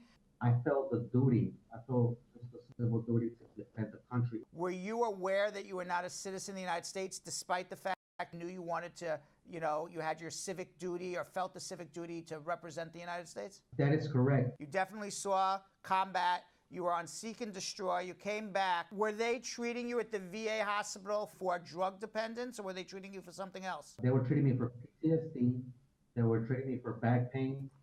They were treating me for TBI, traumatic brain injury. How did And you get a TBI? one incident, it involved a flashbang grenade blowing up right about here. You have a wife, you have children. When did it start to get out of control for you? Alcohol use, drug use, and why was it getting out of control? Drugs, especially powder cocaine, came into play after my second return. And you come back to the United States and everything is slow. You go from this exhilaration, this rush of exhilaration that you're shooting and people are shooting at you and your life could be over, or someone else's life can be over, and the adrenaline and the exhilaration to come back to, I guess, mowing the lawn and cooking the dinner. The only time that I was able to be relaxed was under the effects of alcohol and powder cocaine. So now you're in the wrong place at the wrong time. You plead guilty to what in court in Chicago? It was called manufacture and delivery. In the state of Illinois, if it's packaged, it's a manufacture and delivery, and that's what I pled guilty to. And how long were you in prison? 7.5 years. I'm still in danger. You're only going to come back to the United States either as a United States citizen or if you can vacate that conviction. Also death. Death, right. When you die, you can go into Arlington Cemetery. I'm talking about coming back alive. Okay, so we saw, when we left off with Miguel, he was in jail for 7 years, 7.5 years.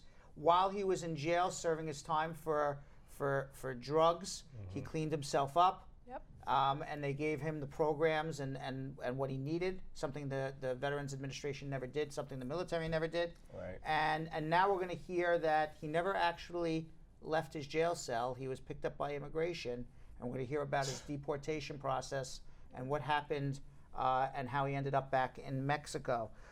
We're joined also, by the way, the woman is Pastor Emma Lozano of Lincoln United Methodist Sanctuary Church in Chicago, and she had traveled. She knows Miguel, and she had traveled to visit with him recently, and she's taken up his cause as an advocate on his behalf, and we're going to hear from her as well. So let's watch. When I was in prison and it came out that I was facing deportation, I've had members of different organizations that were with me in prison approach me and offer me jobs. But when I say offer, it was pretty much laying claim. Well, when you get down there, you can go here, you can go there, and you can work with us. But it's pretty much letting me know that once I got here, I belong to them. One of the organizations, it's around the Matamoros area where I was deported at. Those are not the Boy Scouts, I assume. Exactly. Right. That's why there is the travel ban that the United States issued for American citizens not to go to certain places in Mexico. Now, I understand that the Immigration Service came to you and there was a lot of publicity surrounding your deportation and that they had you take the citizenship test, which was basically a dog and pony show because you're barred from becoming a citizen if you have an aggravated felony after April of 1990. That is correct. We did a mock citizen, we did the oath, we did the citizenship test, and they told me that if I wanted to change my name, to look over the certificate, because that's exactly how my name was going to appear on the certificate that afternoon. And we did the whole thing, said, okay, we'll see you at 12 o'clock. And they came back around 2:15 to tell me that I didn't qualify for the citizenship because of my lack of moral aptitude. Right, you can't prove good moral character if you have an aggravated felony after November 17th, 1990. That is correct. But also, after I got deported and I looked at the dates, they already knew that I was going to be deported before they did that. Right.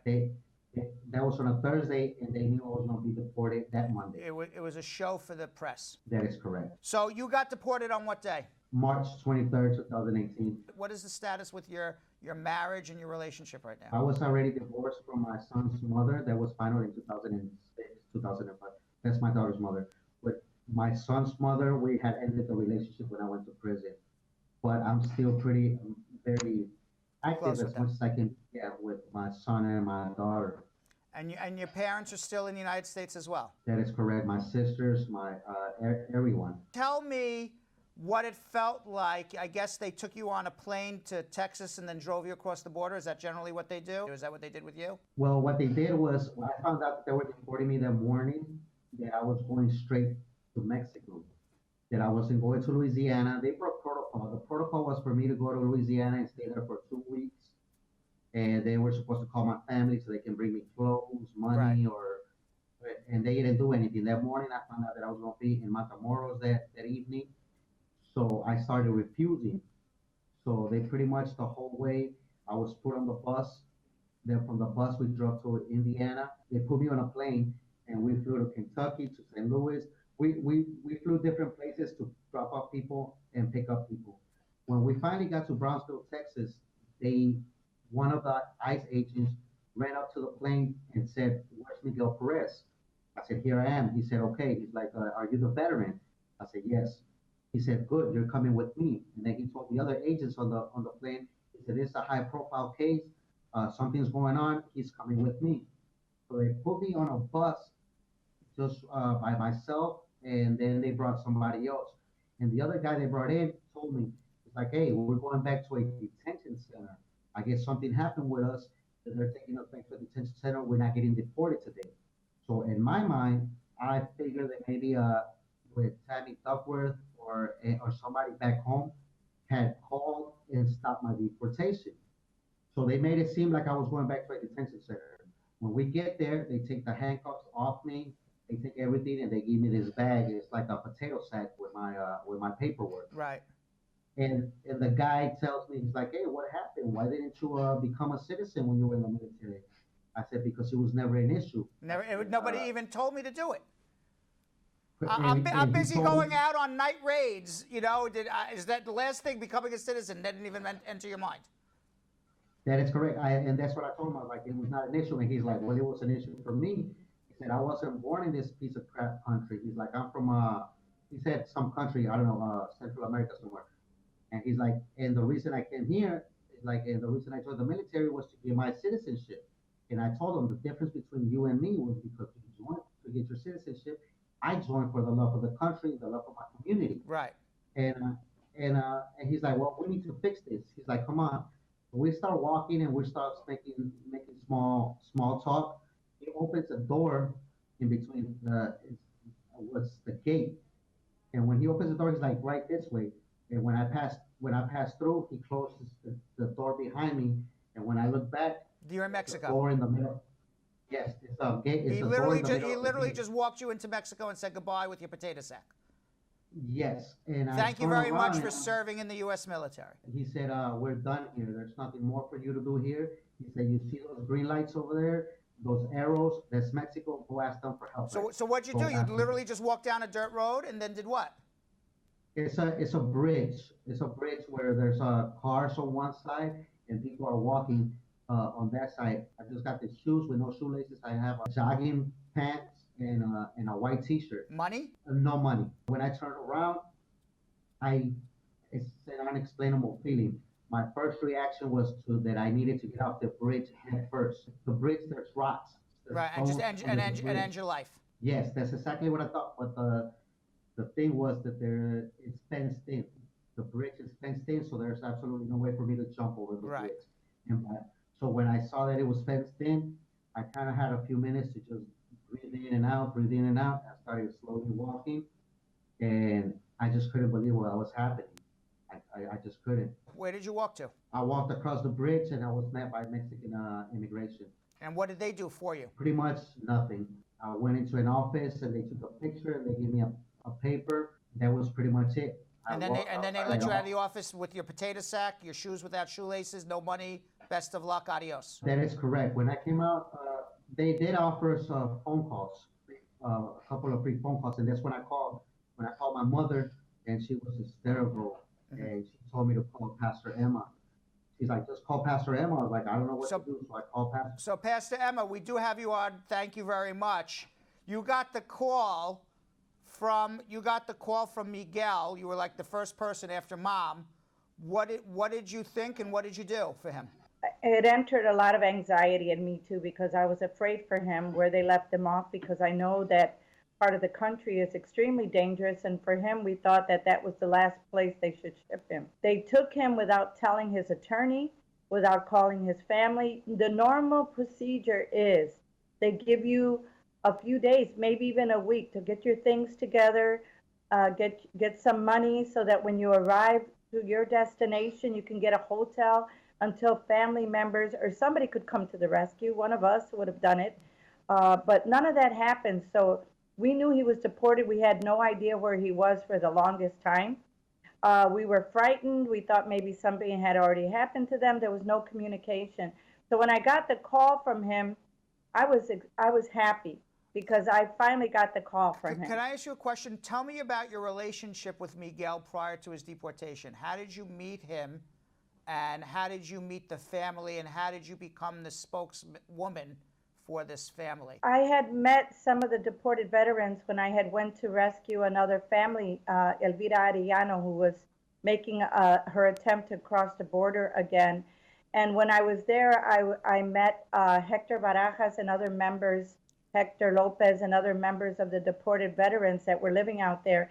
And I approached them because I seen these veterans in these tattered old uniforms, and they were there, and I said, "What are you doing here? What's this about?" And they told me that they had been deported, and they explained me the cases, and I promised them that I would commit time and energy and work towards bringing them back home. So we started to do that work in the state of Illinois and Chicago, and we got some resolutions passed. But every time I approached a senator or a congressman, they said, "But where's your Illinois veteran?" So we prayed for him in our church that we could have someone that we could defend from here. And then one day on a Sunday, his parents walked into the church. And we had already in our church, the Segura family, that's the parents of Ashley, and we had made the Ashley Project as well. She died in the war in Kuwait, and her father's being deported. So we had already a case, and I'm sorry because I'm a little emotional from the testimony, but so we've been looking for him. So God gave him to us, and we said we have to defend him, and we are going to be relentless, and we're going to continue until we bring him home and all of them home, because it's an embarrassment to this country what they've done to our veterans. You can't ask somebody to give their life for this country and throw them away as if they're disposable. They're not. These are U.S. citizens more than some of us, because some of us would not do that for this country. I agree with you 100%. I want to get to what, the politicians are doing for Miguel, if anything, at this moment. But before we get to that, let's finish up his story. He calls you from Mexican immigration with his potato sack, shoes without shoelaces, no money, no cell phone, nothing. What was the first thing you do to help this man? Well, when he was missing, I had already asked some people that we knew if they could intervene, because it's not like I can fly out, like the middle of the night. What do I know about Matamoros? I probably put him more in jeopardy running around with me and other people. It's not like we would be there. We're definitely from the U.S. So they agreed. They said, "Let me know where he is, and we'll make sure we get down there, etc." So that's what happened. As soon as I got the call, I called them, and they were able to get him a taxi, and they told him to come out. It was difficult, and it was a tremendous amount of anxiety. It took hours, and it was the middle of the night, and the center where he was closing. So we were telling him, "Don't leave," but at the same time, the people there wanted to leave. I pleaded to them, "Please let him stay there until we can get him the taxi." The taxi arrived but left because they said the area was too dangerous. Then we got another one that came straight from the hotel that we secured for him, and he did this time take him. So once he was in the taxi, he got to the hotel, and then he called us right away. Then and only then were we at peace. You had to pay the hotel, you had to pay for the taxi. Absolutely. And how long did he stay in the hotel? He stood there days, and then we were able to get over there. We moved him from Matamoros to Tijuana because it was a safer environment. So we had the people go to him, and we had some people we knew in Mexico to also provide some kind of protection. You did more for him than the U.S. government and the VA combined.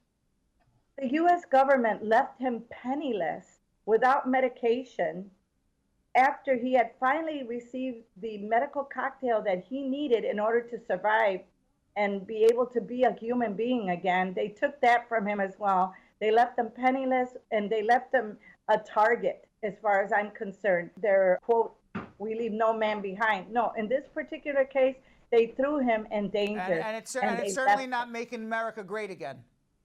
No, it's not. And to leave him out there alone, and that a veteran that gave his life for this country should have given the limited protection that he deserves, and the medicine, etc.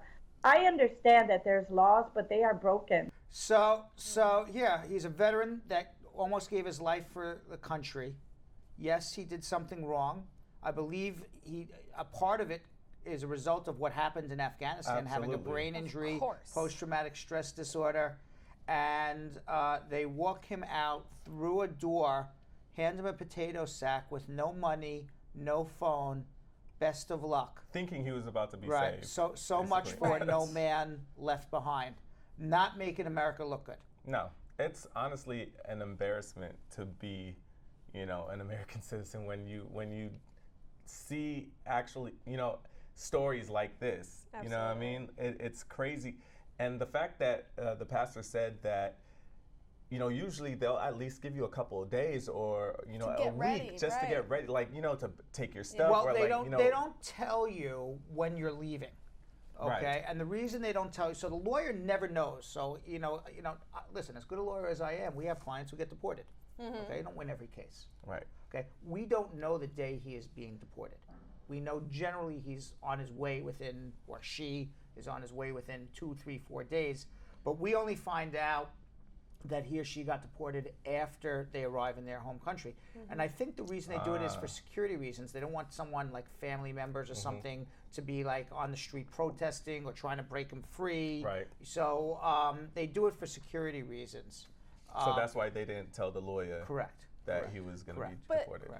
But what always strikes me in stories like this, and there are far too many, and we've heard several, is the constant effort of dehumanization of the person. It is always trying to strip away that feeling of humanity. And I don't think that's who we are as a country. That's not who we want to be as a country. And Emma, we couldn't have said it any better than Pastor Emma Lozano. It's a broken system. There's no reason these things keep happening. He has paid his price. All right, so we're going to watch the last segment with Miguel and Pastor Emma Lozano.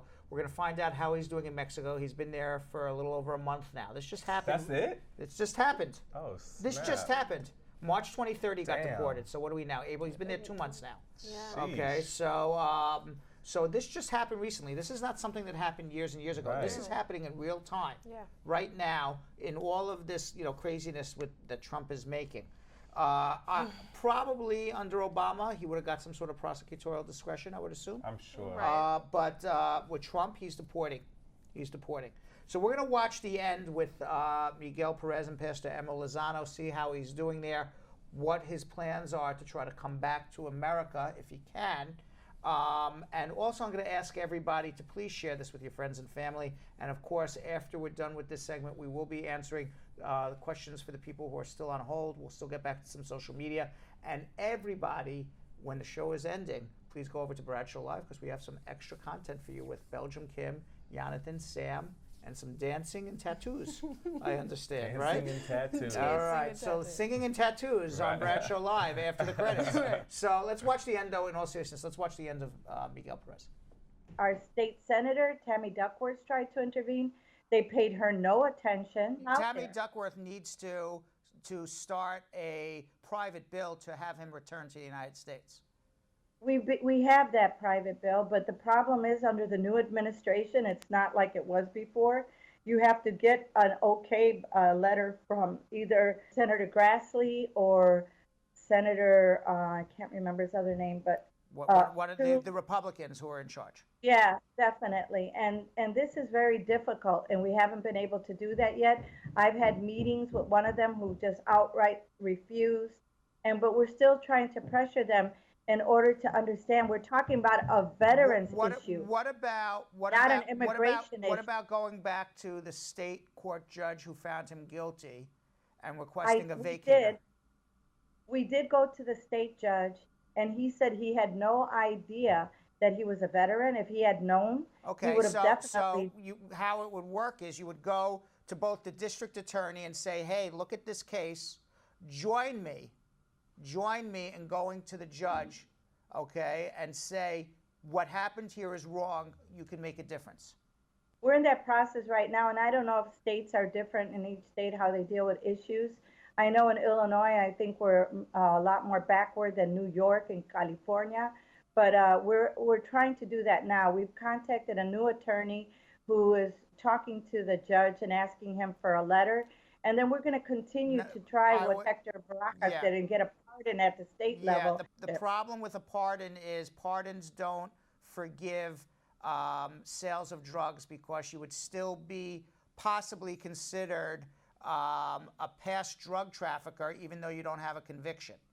So really, the thing that I would suggest that you do would be, even if the judge won't vacate it, and this is what we do a lot in New York, is we ask to mediate the conviction based on these extenuating circumstances. Let's replead him to something that's not an aggravated felony. Maybe instead of vacating the conviction completely, let's plead him to some sort of lesser crime, some sort of misdemeanor, time served that is not an aggravated felony, so then he can go back to the U.S. military like Hector Barajas did and apply for his citizenship because he would then have his good moral character. Well, those are very good suggestions, and we'll follow up on them. My understanding is that after there's a time limitation in which we had to do these things, and those we've surpassed all of that.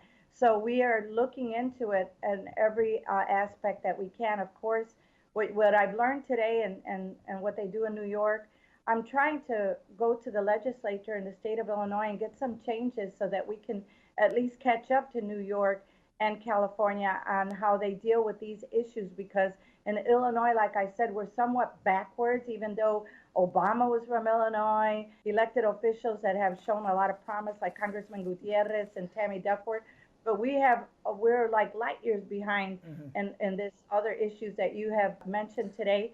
And we have looked into some of them, and we've just been hitting one closed door after another. And we're still fighting, and I have much faith. And I want to say, I can promise you today that if there's a way, we're going to find it. And we're going to bring Miguel back, and Miguel's going to open the door for the rest of them, because what's done to them is so unfair. I've talked to them.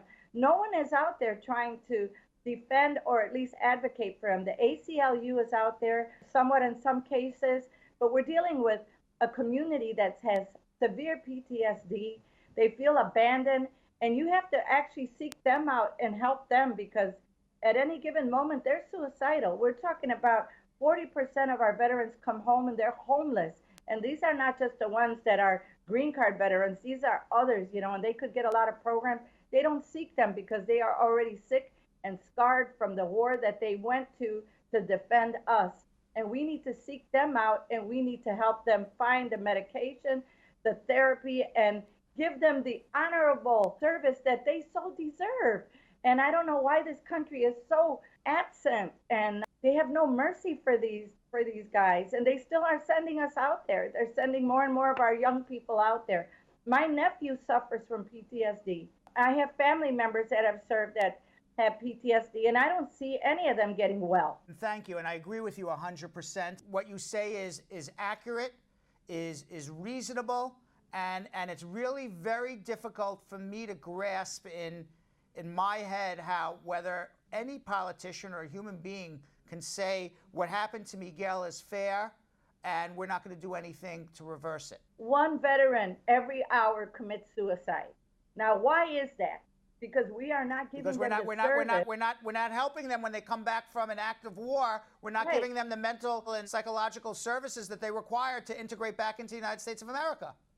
And most of them, and a lot of them, because there's such a small population that actually enters to serve the country, but they're the largest population for their numbers that are serving in the penitentiaries of this country. Why? Because they're not serviced, and they're self-medicating with alcohol and drugs like Miguel did. It's an absolute disgrace does not does not serve what's happening here as a proper description. And they cannot call you a criminal if they have not given you the service and the medical treatment when you return. That is correct. They cannot call them criminals. The criminals are the ones that haven't taken this up. And I'm fighting with them to at least admit that, because once they admit that, because I'm into big confession, I'm a pastor. Once you admit it, look at Miguel. Miguel has admitted everything that he's done.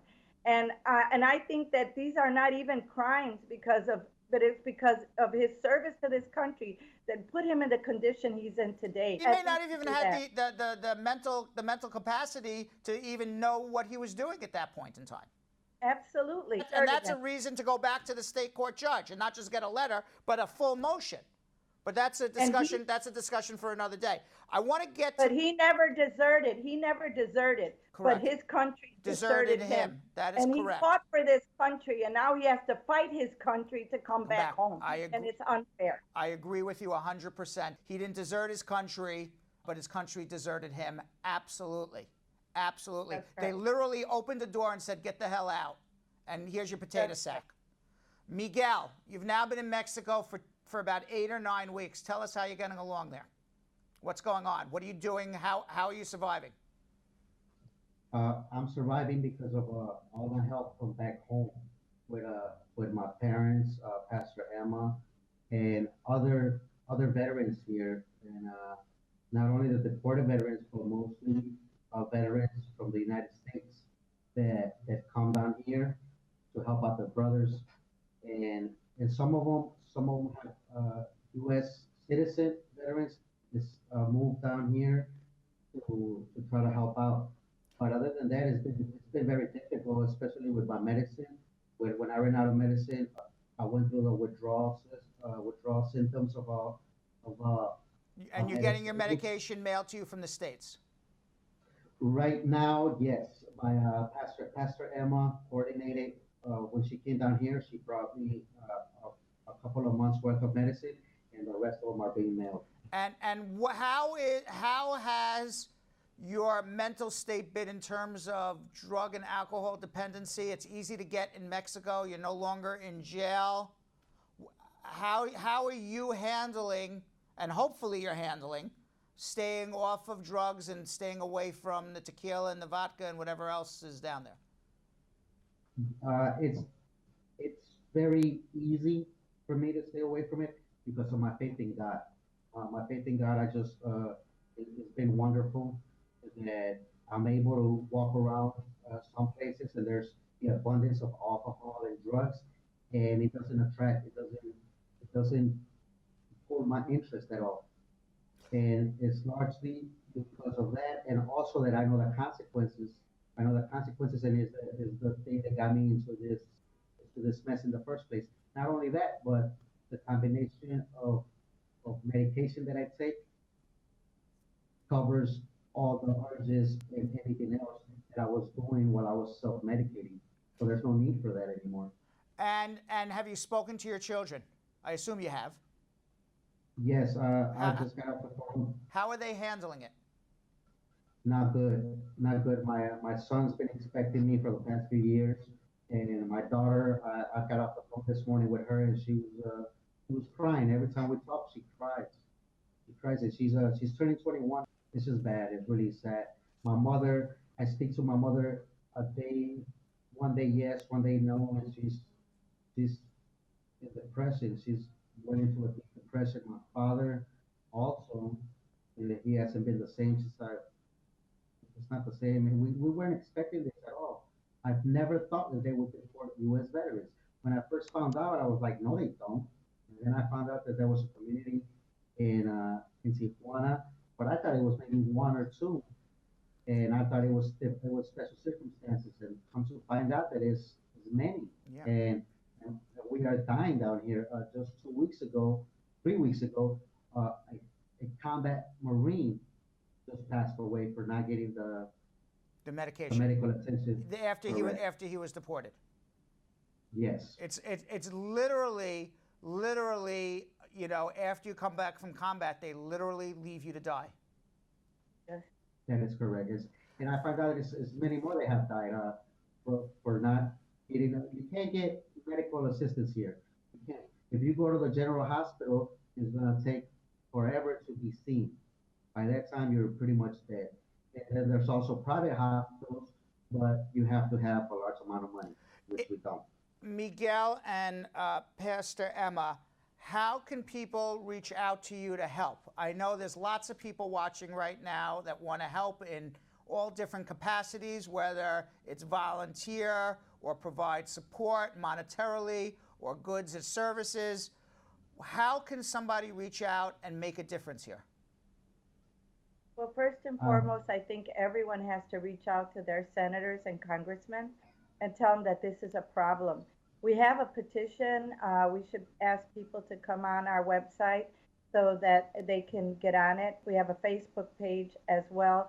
That there's a PayPal where you can donate some money. Well, right now we're trying to raise enough money to send Miguel's parents to go see him. His daughter, his son, that's who needs to see him. Today, Celia Garcia from our church is flying out there and she's going to see him. Miguel's attorney and 2 other legal aides are going out there to see him. And some of them, I'm trying to see if I can find somebody every month to go out and see the deported veterans, because they need that attention. They need to understand that we're still fighting for them. We can't talk to them every day, but we're fighting for them every day, and we think and we pray for them every day. But call your senator and your congressman. Tell them that this is happening. Some of them have went out to visit the bunker out there in Tijuana, but there's actually 2 locations that they can visit, and they should visit them both. And we need to find a way to give these soldiers the medical attention they need. It is very, very difficult for them out there. They're abandoned, and we need to figure out how to bring them back. And my dream is that Miguel will lead them with the American flag, and he'll come to the border and they'll force the issue, and we'll be there waiting for them, and we'll say, bring them home. I agree. Bring them home. I agree. You serve in active war in the military. You put your life on the line. You don't deserve what Miguel got. He did something wrong, which many people would say. He did his time like anybody else, and he should get to live in America. Miguel, that's correct. We will follow up with you. We'll put in our help that we can. Pastor Emma, thank you again. We will certainly be in touch, and hopefully one day we will see you back, not in the near distant future, but in the short term, we'll see you back in America. Miguel, good luck to you. We'll celebrate then much. together, We Brad. will. Thank We you will. so much. Thank you for coming on. Thank you. Bye, Miguel. Bye-bye, Pastor Emma. So what do you guys think? I just hope that he gets what he deserves. I honestly would. I'm a petty guy, so like I'm gonna be like, I fought for this country, and if you guys don't want me, I don't want to be with you guys either. But it's like, all his family is here. He wants to be here. Yeah, Not only did he fight for his grandfather, his uncles. Yeah. He lived here since he was 8. Yeah. I've lived here since children are I here? was 8. It's like sending me back to Belgium knowing that my entire Right. family is there, but if my entire family were here, it is literally ripping someone apart from their entire family. And it destroyed 14 years of his life between having a grenade to his head, Right. post-traumatic stress disorder, the arrest, the jail. That was 14 years of his life. No, the rest of his life. Right, Because and then deport him. Right, and that's what I'm saying. But he still has the Sure. disease. He still has the. You know what I mean? Like there's not going to be a cure for what he went through. He's Right. always going to see that. You know what I mean? And what he's going through now. I mean, it's just so hypocritical to say we care so much about our military. You shouldn't kneel for the flag, but here you are deporting a guy who served for our country. I don't understand why this isn't. The whole thing is hypocritical. Yeah, I don't understand why this isn't like in headline news. Yeah. I don't get what it would be, and maybe I'm not thinking about this all the way through, but how would it be so hard that every person who signs up for the military and serves in the military, especially in a time of combat, automatically gets citizenship? Well, the military should make sure you become a citizen. Exactly. Yeah. They could have made sure that he was a citizen before he discharged. that's what I was They could gonna have done ask, it, and they didn't do it. They could have, but They could have and didn't do it. But that's not, not what they do. anything that they do, right? Right. That would just be them being nice. Correct. It To should the be on soldiers that. that fight for us. Correct. Oh. And sacrifice their So entire much to lives and ask for. families. All right. That was disgusting and terrible. Yeah, that makes So me where we are with sharing. Hey. It is neck and neck. It's neck and neck. I'm going to give you the very latest Brad, numbers. you I'm might going to be refresh dancing. them right now. I may be dancing. But there's a possibility. But not with tassels. With tassels. With tassels. Where am I going to get tassels and where am I putting Well, them? we're gonna find it. We're going to find Jill. places on your body Jill. for tassels. Believe it or tassels. not, Brad, I was so tassels. nice to Yonith and Yo-Yo. I said you could do it. You could do it with Belgium Kim. You could do. I was so nice to you mercy. about it, and No now it's showing But me this no is a big mercy. win. He's It showing me is a big no win. mercy. It does happen. All right, so where are we at now? Because we have about 10 minutes to go. Take that shirt off, Brad. Okay. It's 242 to 221. Spar Bernstein is ahead. Spar Bernstein Oh, my is goodness. winning. Take the shirt off Take and the put the tassels on. And I'll let you know, we have tassels. We already own the tassels. We They're own in the our tassels prop room. already. We literally have tassels. All right, We've we'll been have waiting for this day. All right, we're going to have to talk about the tassels off air. All right, come on, Bradshaw Live. Come on, you can do it. I think Bradshaw Live is going to start going to Spar Bernstein to make sure that Get their tassels. All right, so let's go to Mohammed, who's been waiting 30 minutes in Queens. Mohammed. Yes, sir. Hi, how are you? Good. How are you, sir? Good. What's going on? Yes, sir. I have. I need some information. Mm-hmm. I am a U.S. citizen living in New York City. Right. And I have 3 kids. So I apply for my brother. He's living in Pakistan. Sponsor him. When did you file for him? So, I'm sorry. When did you file for him? I applied to him like in 2005. Okay, so you should be here in about another year. No, You 2 applied- weeks ago, Okay. 2 weeks ago, I got the email from the NVC, and go ahead and you should start the process. And which goes back to what I just said 2 minutes ago when you said no. I said he should be here in about a year. The process is going to start now. Yeah, it's going to Yes, start now. okay. He will be here in about a year. That's where he is now. What is your question? Yeah, my question is, my income is not enough. I am working with Uber. Okay, so do you have another family member or friend who can help you out? No, my wife is just housewife. What about, do you have friends? I asked so many friends, but nobody gonna give me. You got to find somebody. That's really what it comes down to. You got to find somebody. So, I basically I have a question. After the expenses, my income is $30,000 per year. Mm-hmm. So, I have some assets in Pakistan. Is worth it like They're not 150. going to value your assets in Pakistan because they're not going to be able to value it.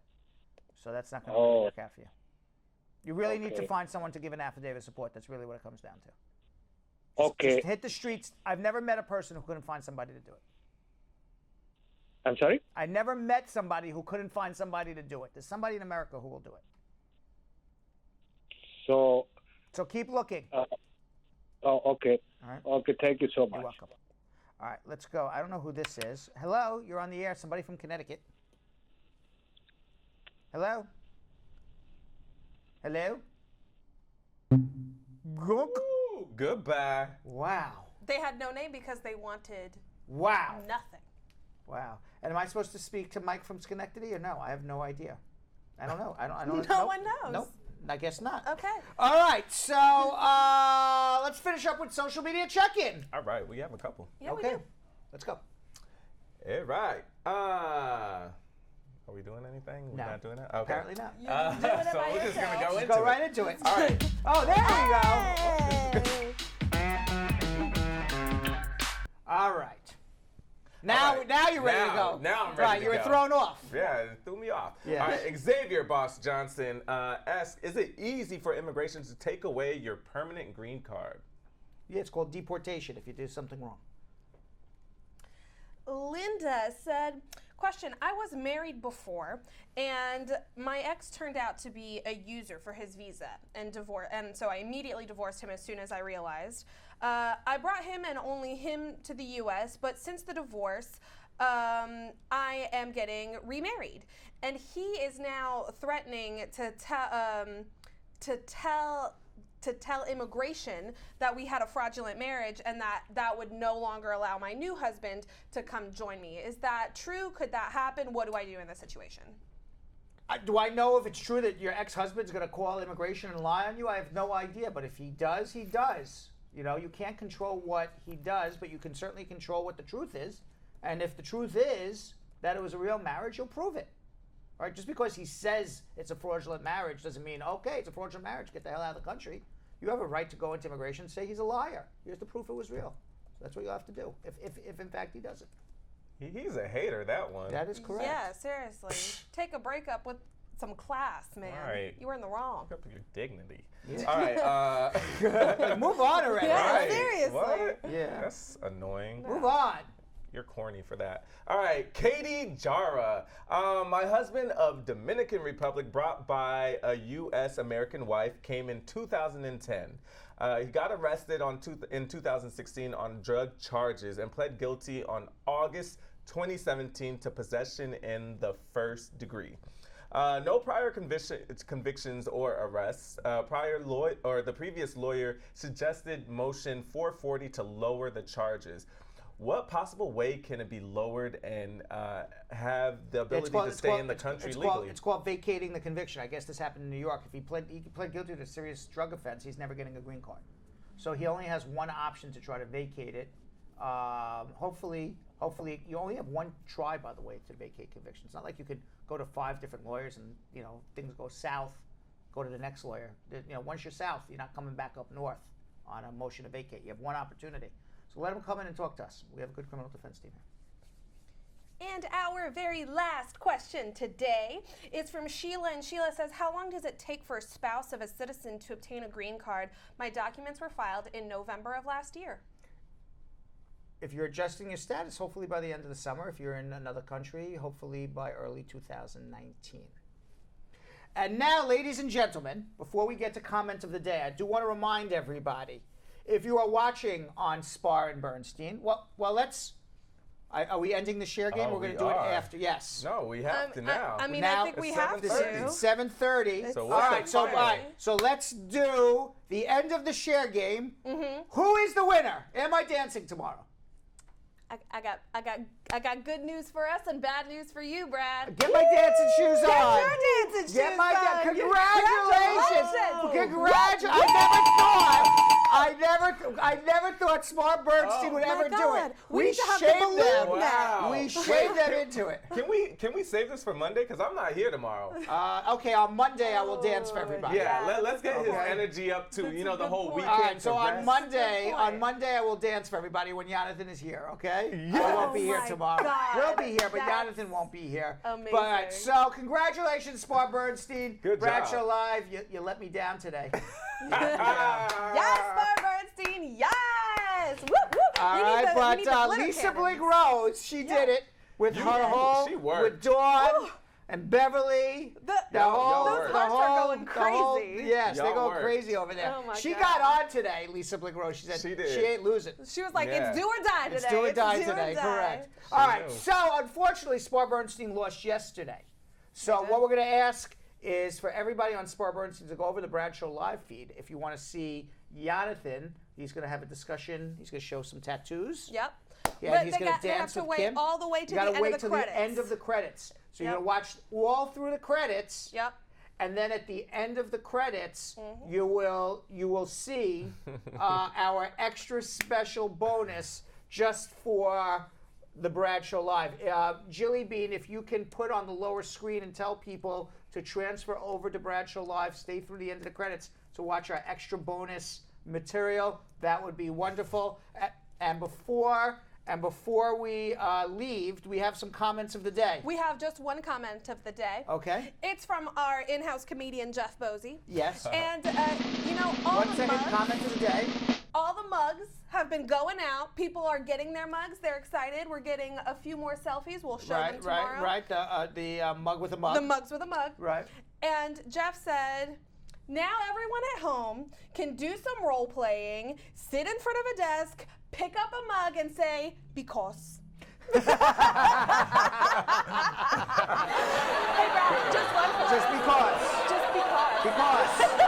All right, and because Spar and Bernstein lost yesterday and Bradshaw Live won yesterday, because of all of that, at the end of the credits on Bradshaw Live, you're going to see some extra bonus material. Congratulations, Bradshaw Live people. On Monday, Spar Bernstein won. You're going to see me dance in the extra bonus credits. But right now, if you're watching on Spar Bernstein, go over to Bradshaw Live, and we'll let you watch the extra bonus material. That's so nice. We'll see you all tomorrow. Thanks for watching. So, Sam, as part of the production, we have to say this disclaimer at the end of the show. Do you mind reading it for me? Okay, but you know, Brad, I have to do everything around here. It's bad enough I've got to remember everything that happened on the episode from the previous day. Forget it. I'll do it. The proceeding was information only and not specific legal advice. Consult an attorney about your individual situation. Prior successful results do not guarantee a similar outcome in the future. To make an appointment with the Spar and Bernstein Law Firm, located at 225 Broadway in New York City, call 1-800-529-5465. That's 1-800-529-5465. Easy to remember, 1-800-LAW-LINK. That's 1-800-LAWLINK. Once again, make a call to 1-800-529-5465. And of course, link up with the law offices of Spar and Bernstein, located at 225 Broadway on the 5th floor. If I were you out there, make the call, make the link, make the connection, make it Spar and Bernstein. 1-800-LAWLINK. That's 1-800-529-5465. And now, conveniently located in Hartford, Connecticut on 1 Congress Street. Visit us in Connecticut or in New York at 225 Broadway. That's 1-800-529-5465. 1-800-LAW-LINK. 1-800-529-5465.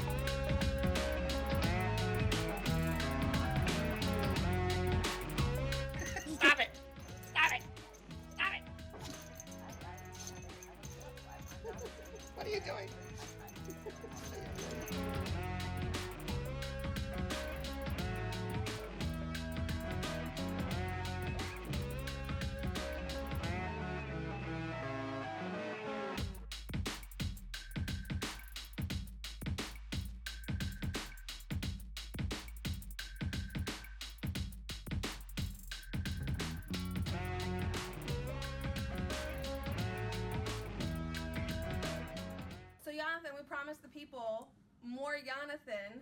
I don't know why. You're drawing the line at nakedness. Fine. All right, see, look. But I even did this. I even do this. There you go. Now, you're finally letting your tattoos peek. Yeah. Tell me, I'm about to get a tattoo. I'm freaking out. Tell me about what they mean.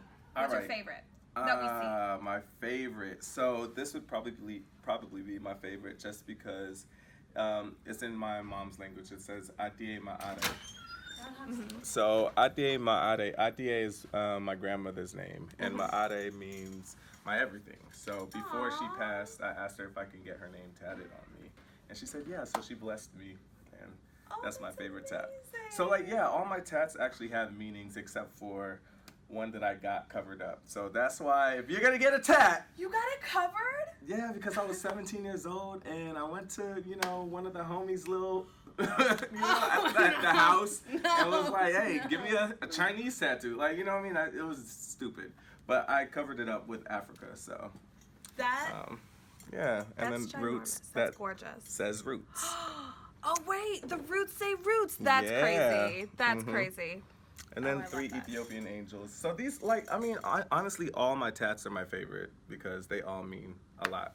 So we got to go together. I want to go and see you get your Are you tats. gonna, I need you to hold my hand I got you. as I cry? I got you. Apparently you can't drink or anything No, before because you get a your tattoo. blood- right, you'll it bleed- thins your you'll blood. bleed a lot. So I'm just gonna, be holding I got people's you. hands and just, We're going to record it, too. You got this.